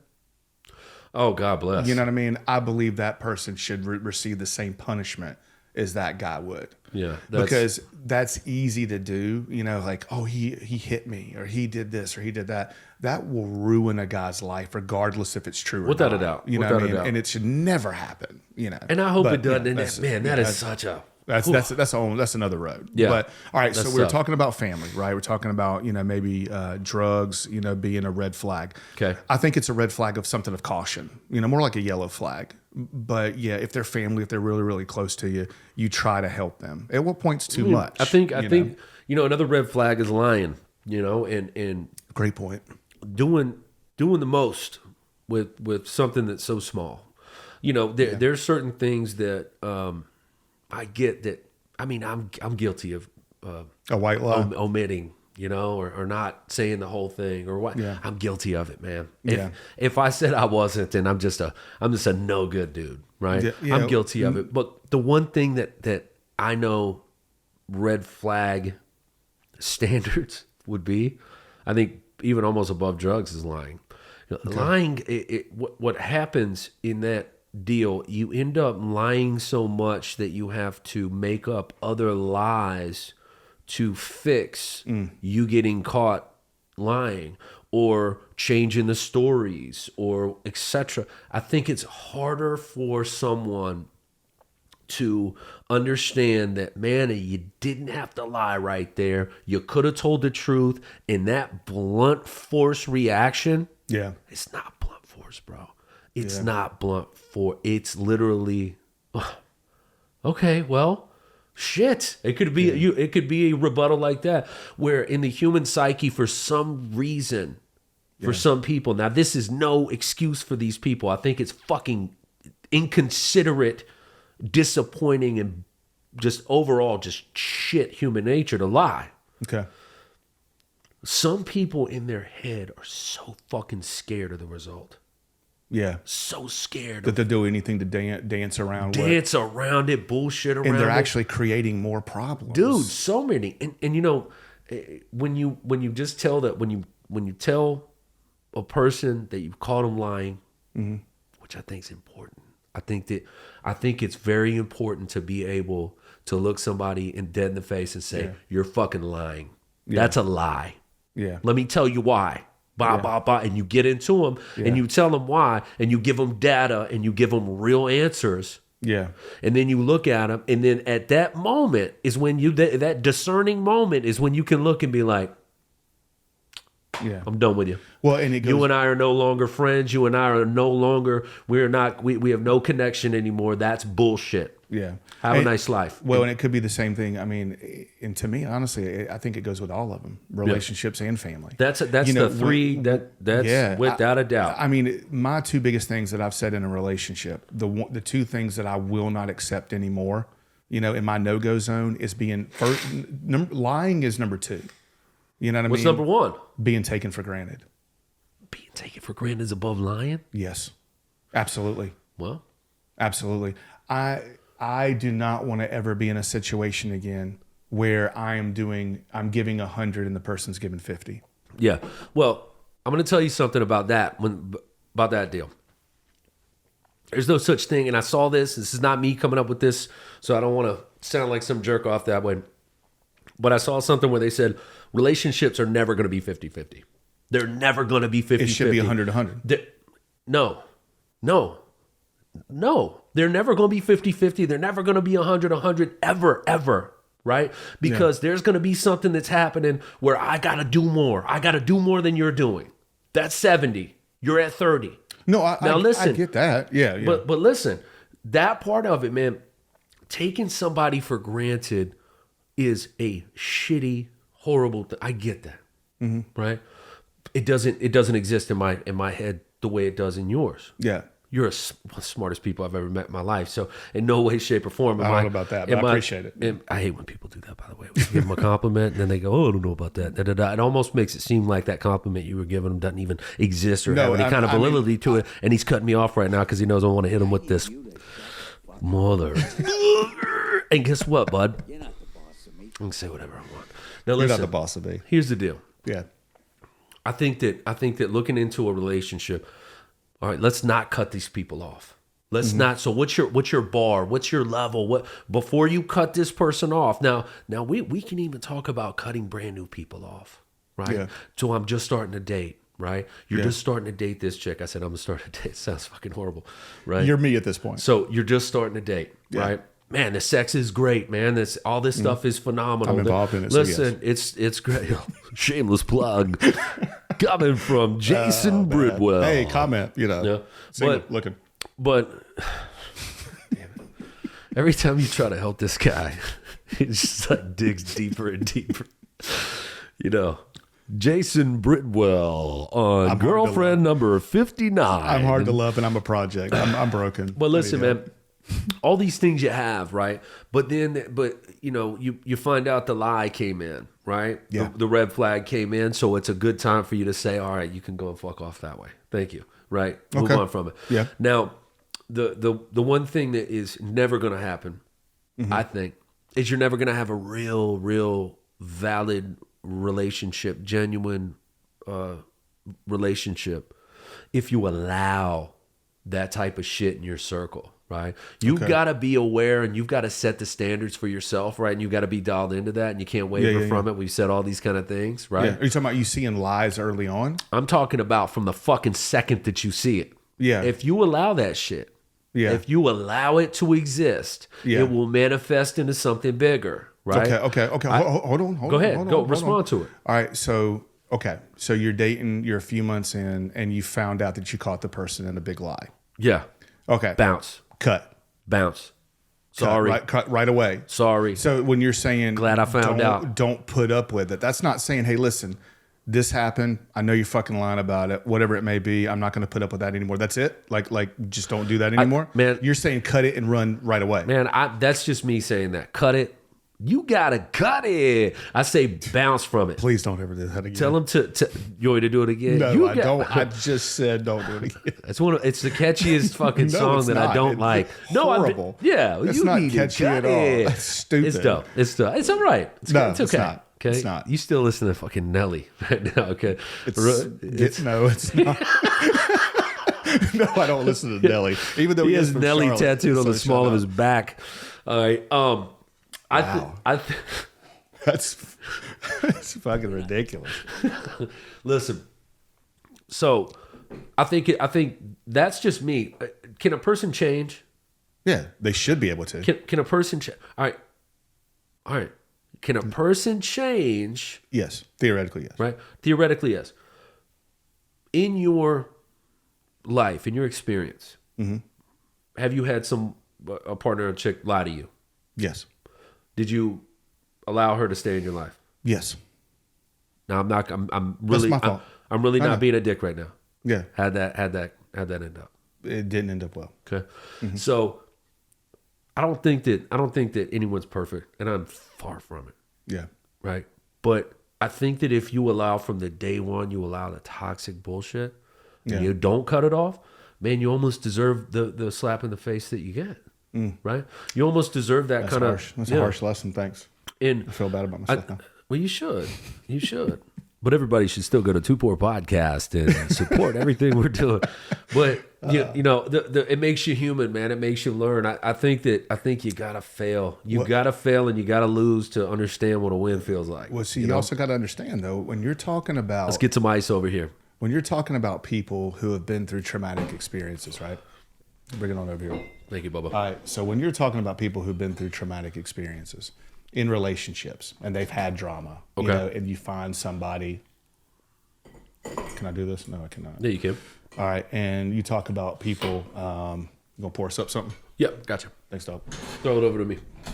So when you're talking about people who've been through traumatic experiences, you might put yourself into a situation where you accept more than you normally would have.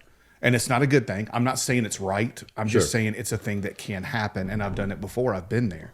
And in some situations, you have to go through in your process in your head of, is this me creating this? Okay. They call it the ladder of inference. And it's like The ladder of inference. the ladder Okay, of go ahead. inference. So it's kind of like you can take this in any way: Okay. work, friendship, family, kids, whatever. Okay. Situation presents itself. Okay. Now, how much of that situation do you tell yourself is up here when in reality it's down here? Up here meaning this is the important zone. This is not the important zone, or the level of, okay, you see something in the situation that's not right. Okay. And then you tell by the end of the day, it's she's fucking cheating and she's doing it. You know what I'm saying? Yeah. So how much of that? So I feel like in my past experiences, Sure. you know what I mean? And I know what it revolves around. I can do my own therapy on myself. Sure. And it's that, you know, not a trust factor, right? So you see something here and it's like, where do you go with it? Or do you take it a grain of salt, or do you just say, hey, you know what? I mean, maybe it's not, and you just let it play out. So sometimes when you talk about lies, you end up figuring out it is a bunch of lies. It's a bunch of. But back then, at the start of it, it wasn't necessarily a lie to you, but it's like you don't know where it is on the scale. Are you creating it? Or is it actually I think happening? it's about allowing it. I don't think the creating it part of it is going to happen organically. That's just we create all the time. Everything's going to vibration. Everything's going to change every second of the day. I think allowing it is the once problem. you know. You're saying once you know it's a fucking lie. Once you know. There's times where I think a person would sit back, drink whatever kind of whiskey, bourbon, beer, cigarettes, weed, cocaine, heroin, whatever they're doing, whatever their vice is. And they rely on that to get them through whatever kind of mental torture they're going through versus... Which is a coping technique. Exactly. Exactly right. Versus saying it. I think in order to be able to cut someone off, or more importantly, because this topic is not about cutting fucking people off. It's about who are you allowing in your life? Who can stay? That's the difference. Look at you with the turnaround. That's the difference. I like it. Well, I find it very, very easy to talk negatively. Because there's so much dumb shit that goes on all the time. You and I talk all the time, and we talk about people doing dumb shit all the time. Yeah. The thing I love are the people that are in my life, the people that are significant in my life that I can't cut off. There's people like you. There's people like D Shorty. There's people like that I'll never not know them. I'll never not know you. Yeah. Like it's that kind of deal. Yeah. Now, can one of you do some stupid shit? Yeah. Yeah. Well, man, we'll deal with it then. Right? And we'll get primal and we'll figure out whatever we got to do to get past it. Here's my thing that I love about it. I'll never not know you. Right? Yeah. I'll never not know what's going on again. Yeah. I think it's important for people to look at their immediate. There's some people that have 25 friends. And they do. They live their whole life doing that. And that's fine, man. There ain't no knock on you. This is no knock on you saying I'm better than you because my circle is smaller. Yeah. Here's the deal. The more people, the more things that you allow around, the more chances there are for you to get fucked over. Now, let me finish with this. Go ahead. Do you get, okay, well, now I'm being sheltered. Now I'm being nervous. Now I'm not being confident with my decisions, so I'm keeping myself guarded, etc. It's a good point, yeah. It's all these kind of things. Yeah. Well, you know what? I am, because it's like a boxing match, bitch. I'm not going to sit there with my arms down on my sides and let you keep punching me in my fucking face. I'm going to guard myself. I'm going to watch what's going on. I'm going to be aware of what's going on. That's the problem with a lot of people with 50 fucking friends is they're not aware of what's going on. Because let me tell you what happens. This is what happens. You end up having 50 different friends that you're calling your friends, and unbeknownst to you that friend over there, number 13, is talking shit about you to number 25 over there on a daily basis. But every time that y'all see each other, y'all are fucking chumming it up and being buddies. Love. Yeah. It's fucking fake and it's bullshit and it's not real. You know, if we were Sorry. Hey, whoa, wow. Where's Torso Bob? Where's Torso Bob coming out? Bring him in from the garage. So I knew the second fucking pour was going to do this. This is why it's called Two Pour Podcast, because on the third one, we're fucking breaking shit. Hey, this is my house. All right, so you can go outside and break, one of I am going to break something here. I know it. I'm pumped about it. I'm jacked up. God so bless. I want to say something. Immediately different. I taste fucking cherry right now. So I told you the fruit. There's some I fruit taste in there. Cherry There's some right berries. now. It Yeah. does.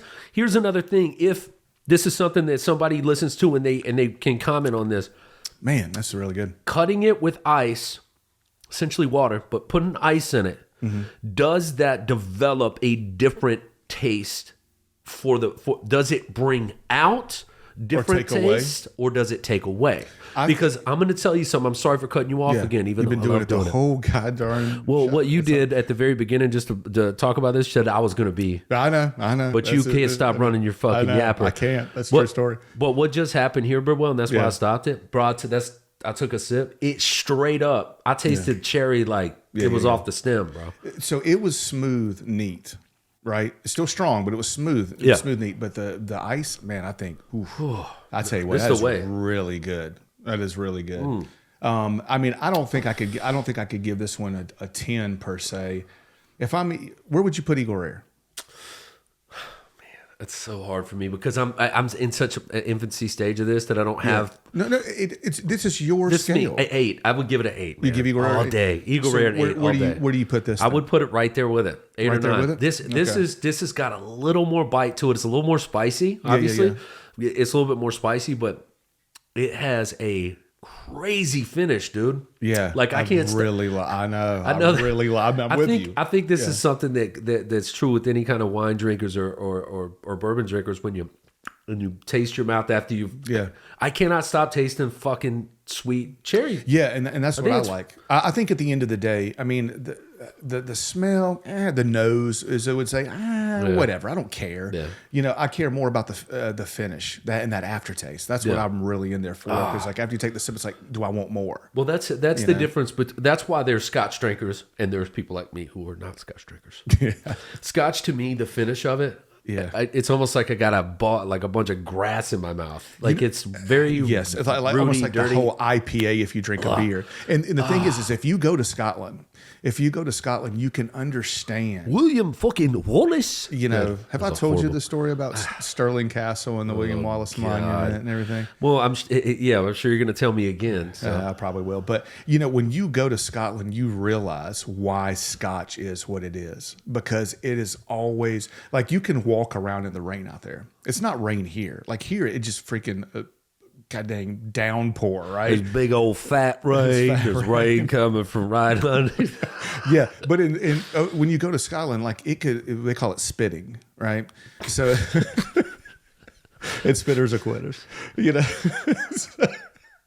But I mean, you know, it's, Spit it out, Monica. but it's just like the finest of mist, and you can tell why Scotch is what it is because there's like green moss everywhere. And that's all I think about when you drink, Let me tell you something. Scotch. I don't know what that meant that you just said, because for me, like my uncle Bill, fucking love my Uncle Bill, man. He's just such a direct. I don't care if you like what I'm saying. I'm gonna say it, and I love that about him. He back in the day would drink Scotch, and my grandfather Gerald, God rest his soul, would drink Scotch.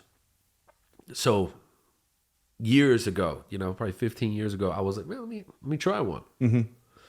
And I'm like, the way he drank it, he had this cup, same cup all the time. It was like his go-to. Yeah. And he had crushed ice in it all the way to the top. So I did the same thing. And so I'm like this. I'm like, yeah, okay, I'll taste it.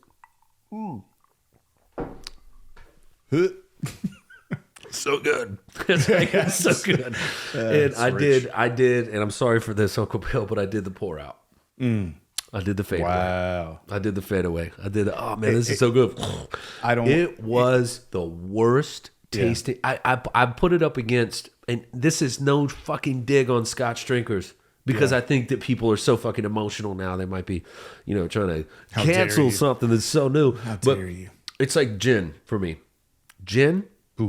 That's a different animal. It's just That's a like different animal. What the fuck are we drinking here? What is that? I can't. And so that's the kind of way I feel about it, you know. And so I had to cut off gin, and I had to cut off Scotch.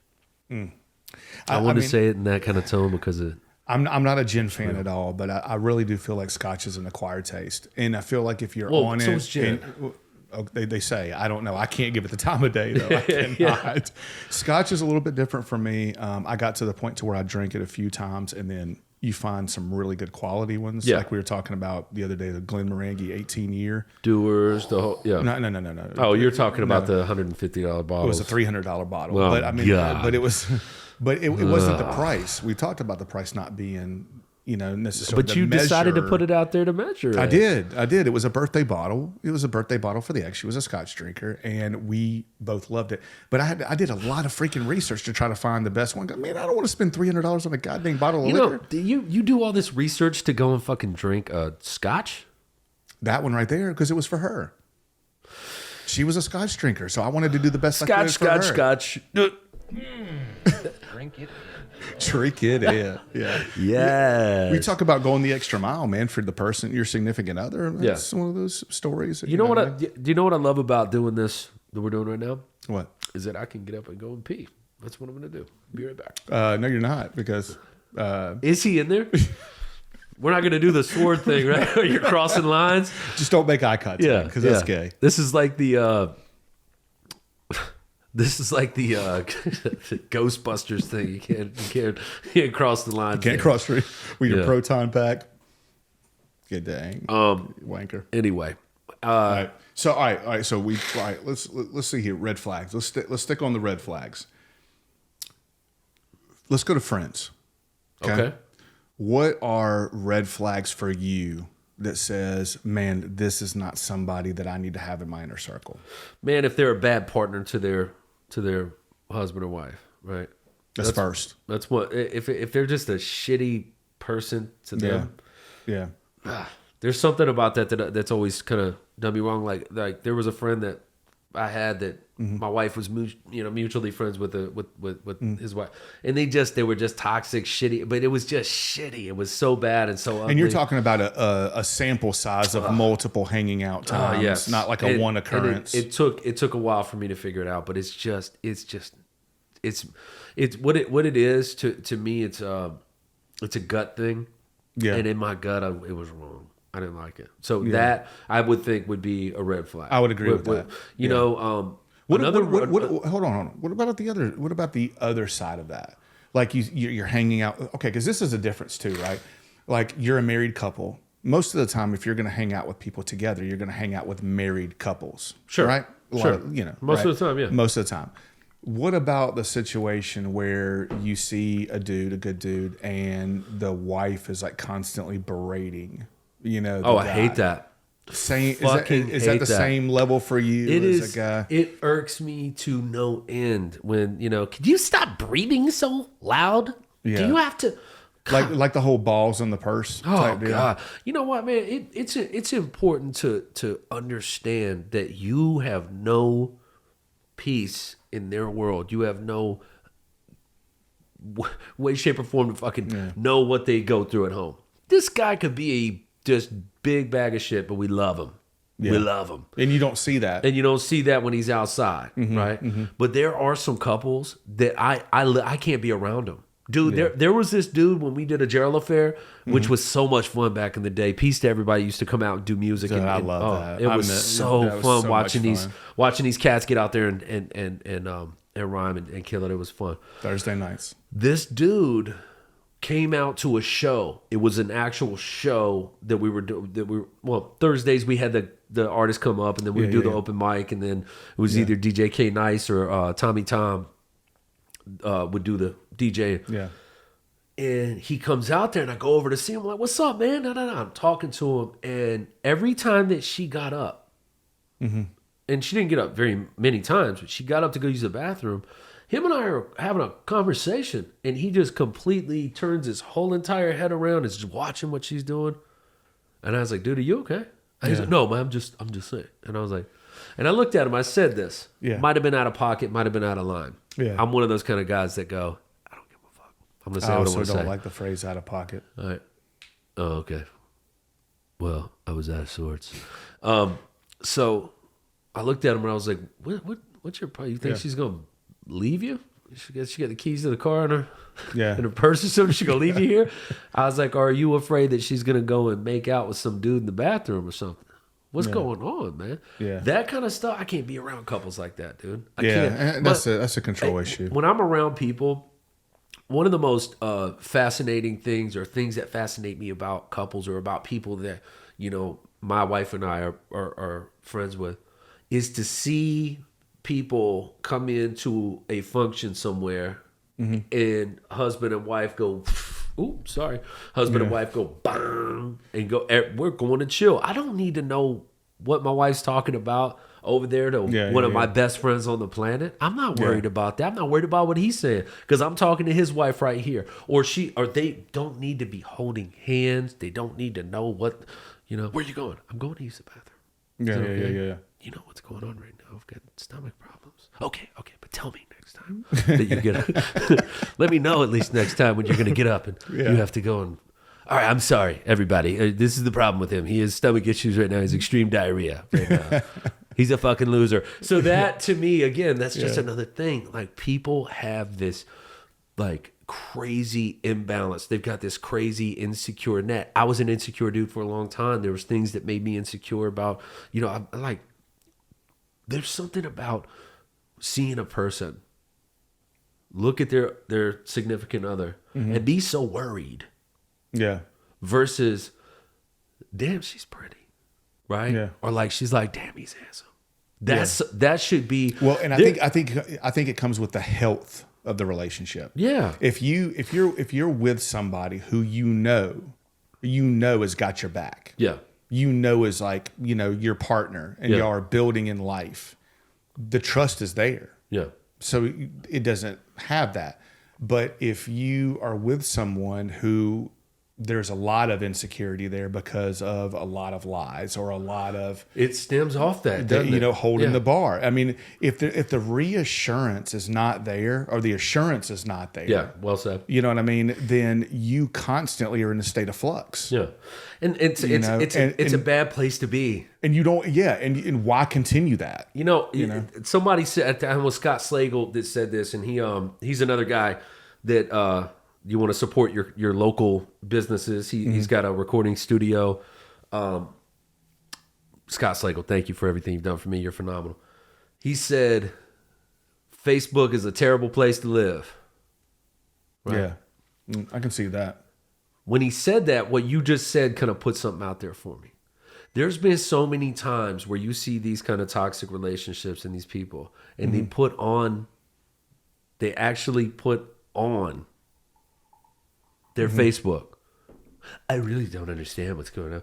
And they'll put their whole life out there and their whole world out there. Yeah. It's no different than being in public and being in a social environment and watching a couple just look like a disaster. Yeah. Why? It's a red flag. That's a red flag for me, man. Look, I think you're fucking great. I think you're awesome. You got a great head on your shoulders. I'm not about to come out of pocket and tell you you got to fix that. I need you to shut up. You're not listening to me. So to me, that would be a red flag enough for me to say, you know what? I'd rather not invite this, respective person to the next function. Yeah. Right. Because it's Yeah. too like, God, man, here's a good question for you. Right. Okay. And it is involved in the cut people off kind of place that we're on. Right. Yeah. How many times have you had to correct yourself in a public setting because you keep walking on fucking eggshells around people that you know that they're a problem? I've been in situations that I'm not proud of because of being in a relationship where I'm walking on eggshells. Oh, I get it. That's a great point. You know what I mean? And to where I've embarrassed myself. So you're man enough to admit that? Absolutely. Yeah. I mean, we talked about it on the last episode. Like if my knowledge on a situation provides me the intellect to say this is whatever, exhibit A on a situation, and then I realize I was wrong, I got to change up exhibit A. It's important.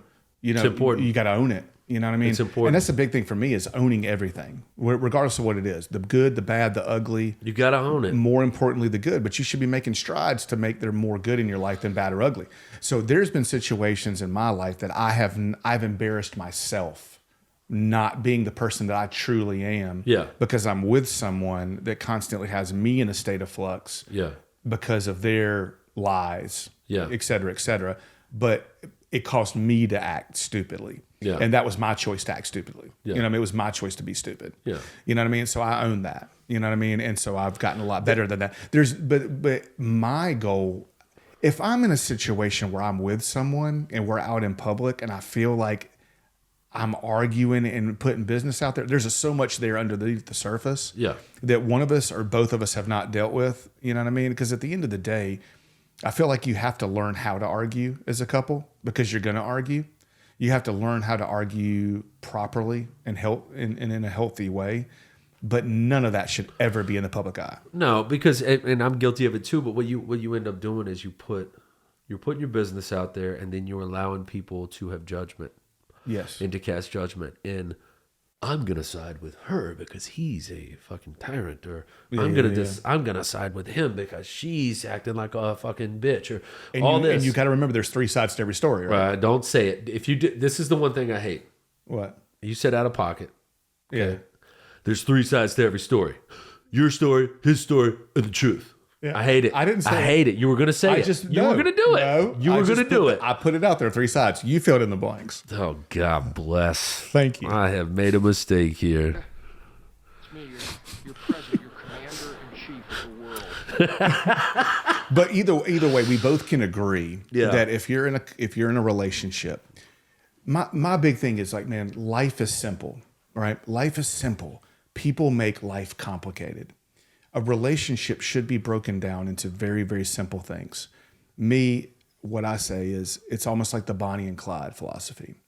You guys have to be the rock. You guys have to be each other's best friend. Agreed. In a healthy, 100% healthy relationship, you're going to argue. There's going to be problems. There's going to be bad days. There's going to be bad months, whatever it may be.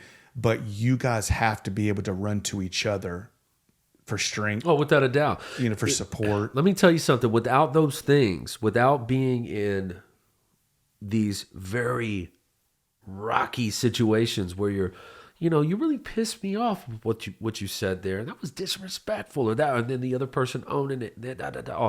It makes for a phenomenal recovery and a phenomenal part of, okay, I know not to do that. That's provided that both people respect each other. That's provided that both people can talk in a healthy way. Yeah. And both people are in touch with themselves. Here's the thing, man. I'm kind of like... I'm going to cut you off. No. I'm going to cut you off. I am going to cut you off. Okay, go ahead. I'll allow you to cut me off. The allowance. Go ahead. Yeah, here you go. And it's not because I have anything like really good to say. It's because I've been holding this shit. Because you're going to be a dick? Well, I've been holding this. I've got to go pee right now. Really? Yeah. Bathroom break. All right. You're a douche. Dude, shut this thing out with the bladder issue.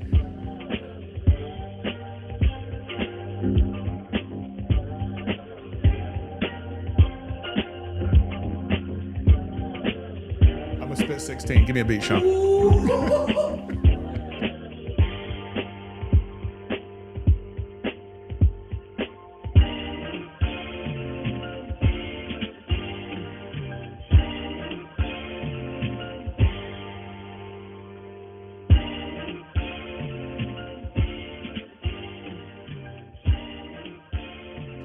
What Jimmy doesn't know is he's going to come back, and I'm going to throw a pop quiz at him. And he threw a curveball at me, and I go back to the movie Major League when Pedro Serrano couldn't hit a curveball. And I look at the picture, Mr. Harrison. It's like, Jesus Christ, man, Jesus Christ, can't you tell me Jesus Christ can't hit a curveball? So I'm gonna throw him a curveball. And what now? Oh, really? No, I love that, man. That movie's great. That movie's absolutely great. All right, so if we're going to summarize on this one right here. 3 pillars. We're looking at family. We're looking at friends. We're looking at relationships. Definitely, you have to look out for the red flags. The more you care about the person, the more you need to be there for them, even if it takes sacrificing some of you. Don't be too prideful. Do what you need to do to take care of that person, but at the same time, hold your bar high. And if it gets to the point to where you're giving more than you're getting, I think you need to cut ties. That's definitely something that's important. Also, never go to a cheater or a beater. That's super important. So, can't wait for him to come back so I can spring him with a curveball. What's up? I got 5 questions. It's more of a cut or keep. This type of situation, like a physical altercation with a friend, or a drug use within family or friends. Things like that. Absolutely. Well, Sean, you got anything to throw in here since you got a couple of seconds here? Yeah.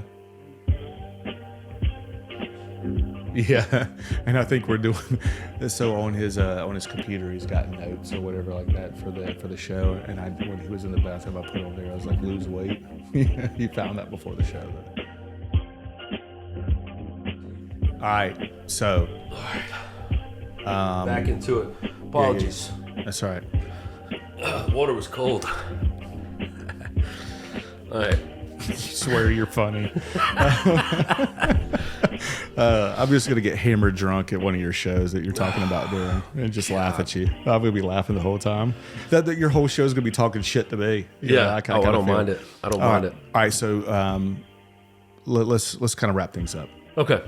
All right, so a couple things, and you feel free to add on. Let's summarize. Family, friends, relationships, the 3 pillars of most everybody's life. I think we have to analyze the red flags. Agreed. I think we have to be empathetic and take care of the people that love us Empathy is huge. and that we love, Yeah. right?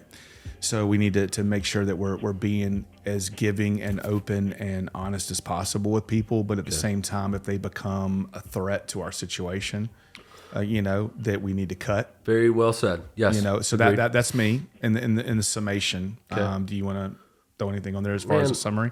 Man, I think that the fear of the action of cutting someone off is such a big block and such a problem, and something that you need to isolate and identify as a reason why you should do it.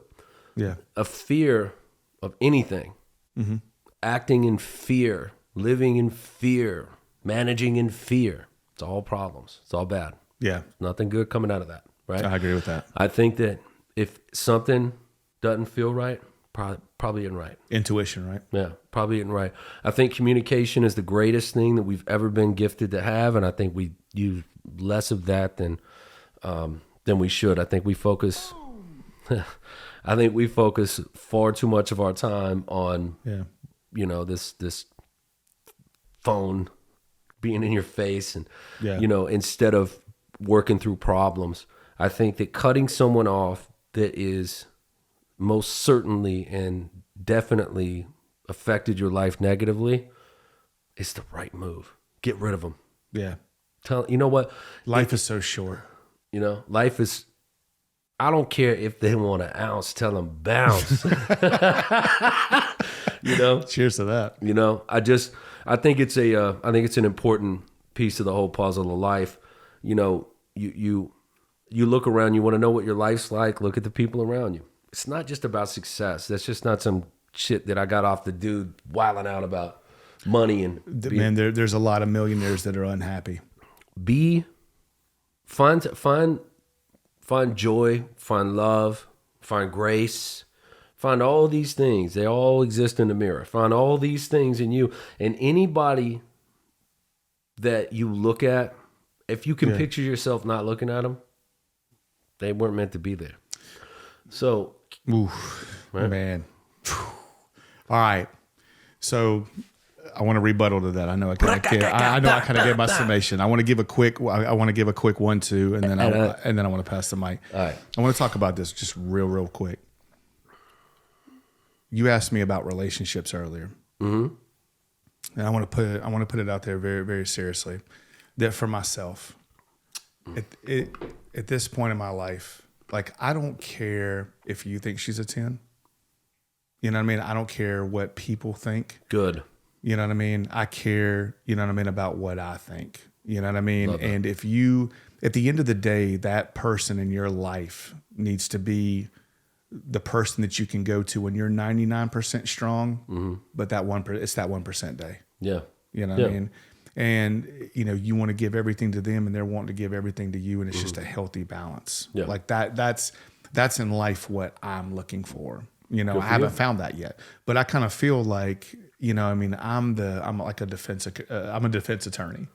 I just got to get it right one time. Yeah. You know what I mean? Yeah. It's like winning the lottery. It's like a $300 million lottery. Yeah. You just got to get it right one time. Find, I mean, like, You know what I mean? I got something to add to that real quick, and then we can wrap. My brother, he's as hard as big as this fucking house, man. It really is. He's always had the biggest heart. He just loves, and he's the most dangerous dude I've ever seen in my life. Yeah. Right? And I'm not saying that because he's my brother, and I'm not trying to even brag about that. I'm just saying the fucking guy, he's a bad dude. Mauled right? some people. Can I tell you something? He's the sweetest He's a teddy bear. dude ever. Yeah. And he found his match. Yeah. And while I'm so, you can't go dive deep in this so quick. Saying all this bullshit to him. I know. And my mom was even like, you gotta leave your brother alone and let him be happy. Let him be him, yeah. He found someone that has met his match, that is feeding. He's a broken dude, just like we all are. Yeah. And she's fixing those pieces. And she's sweet, right? And if you can do that for each other. And then so so I'm seeing that happen, and then I'm seeing my brother, whose nickname is Diesel. and he's always been bigger than me our whole life. And but right now he looks like a love bug. And right now the dude looks like he's going to Abercrombie and Fitch he's fit. He looks good. Yeah. He this is another thing that's a family battle and an internal battle. He weighs less than I do right now. And he will not let me know that. It's not like he's gonna be like, "Hey, what's up?" He's like, "Hey, fat ass." But somebody made him that way, right? But I think I say peace to that, and I say if you find somebody even late in this life, in your 40s, you find somebody that can happen to you as well. Oh, I know it's gonna You'll find somebody, and the thing I most certainly want to tell anybody, if you're looking for it and you're searching for it. You ain't gonna find it. Man, hell no. Nah. And if you've got this unrealistic, weird science map of a woman, that what a woman should be, Nah. Yeah. she doesn't exist, man. My big thing, I've asked people, it's like, do you go for what you want or do you go for what you need? And in turn, hold on. And in turn, does what you need end up becoming what you want? That's a good. All right. Look at this guy. Hey. What are you doing? I'm available. Call me at 252. No. Ladies and gentlemen, if you want to. But here's the thing, man. I'm on a quest to better myself every day. Word. I have faith that I will find a good person that I can build a life with and be happy with. I mean, that's my goal. But I'm not necessarily searching for it because, like you said, when you search for it, it doesn't happen. So, yeah, I'm single. Yeah, I'm available. But at the same time, I'm still going through my own processes. I'm still improving myself. And I want to be the best possible me for that person out there. Oh, God. Because I want to be able to give everything. Is anybody else throwing up in their mouth right now? Next up on the Love Hour. Hey, hold on. One thing. I'm going to want to do one thing, and then I want to pass it to you for your parting shots, because you're doing the parting shots today, right? Well, that's fine. I got a pop quiz for you. See, here's the thing. Pop quiz, hot shot. This is what I love about you. You threw me a fucking curveball to start this episode, but I had a curveball in store for you. I got 5 questions for you. All right. So this is my summation. I've got 5 questions for you, and we're going to play a game. We're going to play a game called Cut or Keep. Cut or keep. Cut or keep. You gotta cut it.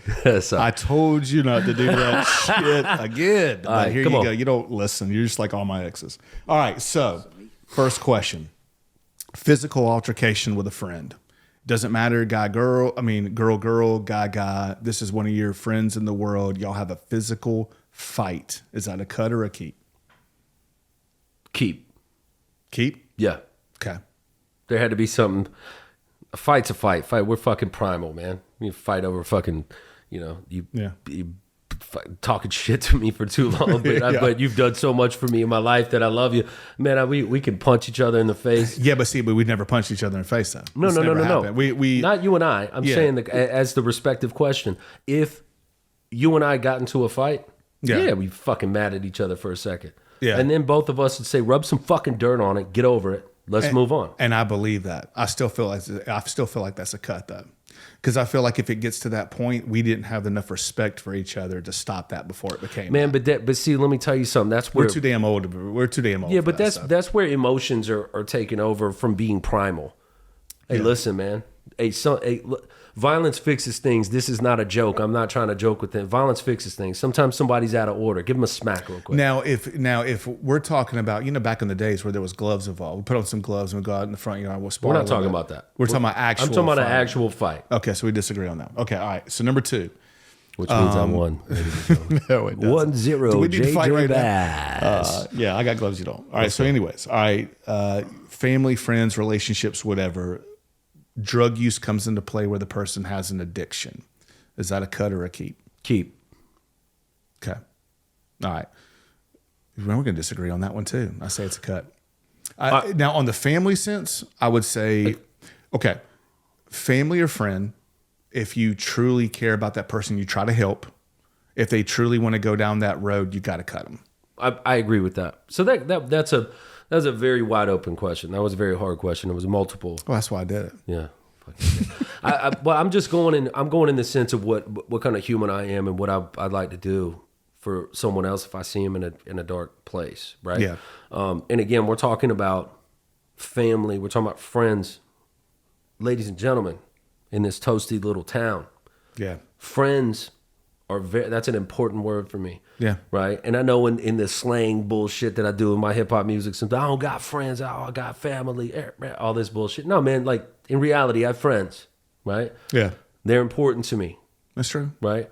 I want to help that said person if they're in a place.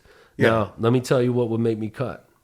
Okay. If they couldn't fucking take the advice and they couldn't listen and I couldn't get to them and I tried to get to them and they just won't take it and they're too stubborn and then I'm cutting them. I'll cut them at that point. But So it's a sliding scale. sliding scale, very well put. Next question. All right. And this is honestly a question that I got from the youngins that were in the house today. Come on. Right. And the question is, if you feel like you're consistently there for another person and that they are not consistently there for you. Cut. Absolutely. Cut. 100% agreed. See you later. A one-time thing. Okay. Maybe. said consistently? Consistently. Cut. All right. You gotta cut it. I tell you. All right. Question number 4. Come on. What if you find, or this is going with relationships. Okay. What if you find out a truth that they previously lied about? It could be, that they slept with a good friend, Cut. or they had Cut. a drug problem. They're Cut. seriously in debt, and you never knew. Well, I mean, those are 3 seriously different True levels. True, but if I find out that she slept with someone else, if I'm giving this information to people out there, I would say cut it. cut it. I agree with you. I'm 100% on that. Do you end it if they cheat? Yes. Okay. All right. I'm agreement with that too. And I think that goes along with just the whole honesty thing. You know what I'm saying? Just being honest about things, and you know what I mean? And building the foundation. Being honest is something that I learned, that the more that you stray away from dancing and the more you stray away from watering down shit, and you give people the cold, hard truth of what it is. The best thing I can ever do for you as your fucking friend, as your family for a long time, is tell you what the fuck you don't want to hear. I know. That's the cold truth. But see, this is why you're family to me. Yeah. And not just a friend. Right. Because it's sometimes I need to hear what I don't want to hear. Yeah. You know what I mean? Because I want to be a better version of me tomorrow than I am today. My favorite cat I work with, his name's Huggins. His line that he had: "Get out of there." Yeah, I know. Get out of there. You told me that like 100 times. Get out of there. That's kind of funny because I got a salesman whose last name's Huggins. That line could go for a lot of different things that go on. But if somebody is talking just some nonsense and you look at them and say, "Man, get out of there, man. Get the fuck out." You're spending too much time in the wrong place. You know, so. But no, I appreciate those questions. That's fire. And I again, I want to make sure that people go and they look up, Firehawk Pub, Scott Blackwood, Aaron Tracy Blackwood. And we're going to be going there. We've absolutely. Already decided we're going to go 1000%. DJ Wisdom. DJ Wiz is part of the Nasty Fruit collection that he's been around forever, and he's amazing. And he has given me the blessing to continue using whatever kind of music I want to of his. Good, because I love these beats. Yes. Yeah. They're ridiculous. I don't know if we'll ever choose one that we're going to stick with. You know what I mean? No. We'll just keep on throwing them out there, these hot beats. No. And shout out to FMF Garage Doors too. Absolutely. I mean, support your local businesses. Hey man, I love you, bro. I love you Seriously, too. man. I love this stuff. All right, I'm passing it off. You got the part and shot, right? Okay. You want it? Yeah. I'm gonna make it. I'm not gonna go in depth into this out of respect. Okay. To preface with that, you do what you need to do. I was so angered and I was so upset a few weeks ago, and this world is so small, and you realize that sometimes through things that you figure out. And I'm gonna say it in a short, real, way. There was a horrific thing that happened to a couple that just got married. I will not say their names out of respect to them and their families. Yeah. But they got married, beautiful wedding, breathtaking, everything. These are people that I don't know these people, but I am very good friends with people that know them, right? Mm-hmm. That's 6 degrees of separation. You know what I'm saying? That's right. Yeah, small world. And quick story, they got married. They left the reception. Some young lady decided to drink too much and get behind the wheel of a car and they ran into this couple after they left their wedding reception. Because the one thing that I wanted, the parting shot that I want to make, God bless that family. God bless that dude that still has to live this deal. The families that are affected by this. The shit that pisses me off about this more than anything else, it's not about the overpouring at bars and at places like that. There's actors out there, right? So people can drink a bunch and still go in and act like they're astute and okay, and they're really not, right? Yeah. And still get drinks. But to get behind the wheel of a car in a town that's a beach town that's 25 miles per hour, and anybody that lives on the East Coast, that lives in the North Carolina, South Carolina world, at any beach, those are tiny little roads, and you decided to get behind a fucking wheel of a car and drive 65 miles an hour and end somebody's life after the most fucking beautiful day that they've ever had made me so motherfucking mad. It pissed me off so bad that I will absolutely be so ashamed of myself if I ever do that again. If I ever get behind the wheel of a car and think because I've drank a little bit or I've smoked a little bit, or I don't smoke, but you understand what I mean? Any mind inhibiting kind of thing that will allow you to get behind a wheel of a car and change somebody's life is maddening. The other part of it that I am very, very I'm understanding of is this person that did that has parents. Her parents are fucking hurting. I don't discredit that. Yeah. But this ain't about them. And it's about the stupid people that continue to make stupid decisions. That little decision that you made for whatever purpose it was changed so many people's lives. So many people's fucking lives it changed that there's no amount of crying or praying or writing or saying I'm sorry or apologizing that would ever bring back what the fuck you took away from making such a stupid decision. And everybody needs to understand that you are accountable. You are fucking fragile. This life is short. But it ain't that motherfucking short for you to be able to cut somebody's shit out from underneath their waist like that. That's just absolute bullshit. That's my parting shot. And I feel so broken inside for what I would feel like if I was mom, husband, brother, cousin, very good friend to said person that passed on to the next world. And I think it's important that people stop being so fucking selfish and stop thinking about themselves so much. Absolutely. That if you shut the fuck up, if you shut up for a little bit and you just listen to what's going on around, you'll find out everything you need to know. Yeah. Because if it's me and I see somebody that I'm friends with, acquaintances with, fucking don't even barely like the person, and I see them and they're fucked up and they're about to leave somewhere that I could have said, hey man, I don't think you should drive.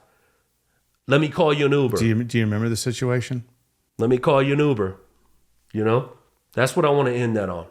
Yeah. And I am so glad that we have this platform to be able to talk and facilitate conversations intelligently, and being able to have this great brand of whiskey to, you know, help our medicine go down, right?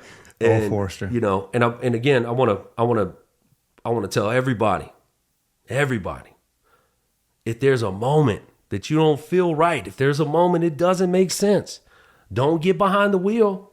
Call a Uber, man. It's cheap as hell.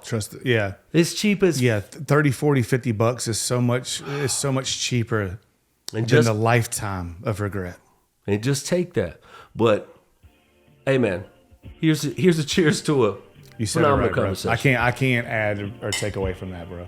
Love you. Love you too. Great man. episode. God bless. Two Poor Podcast. Come check us out. Be a part of it. Comment it. You know, tell us what you like. Tell us what you don't like. Either way, be a part of it. We love you guys. Thanks you for the support. God bless. Cut the shit. I gotta have a cigarette.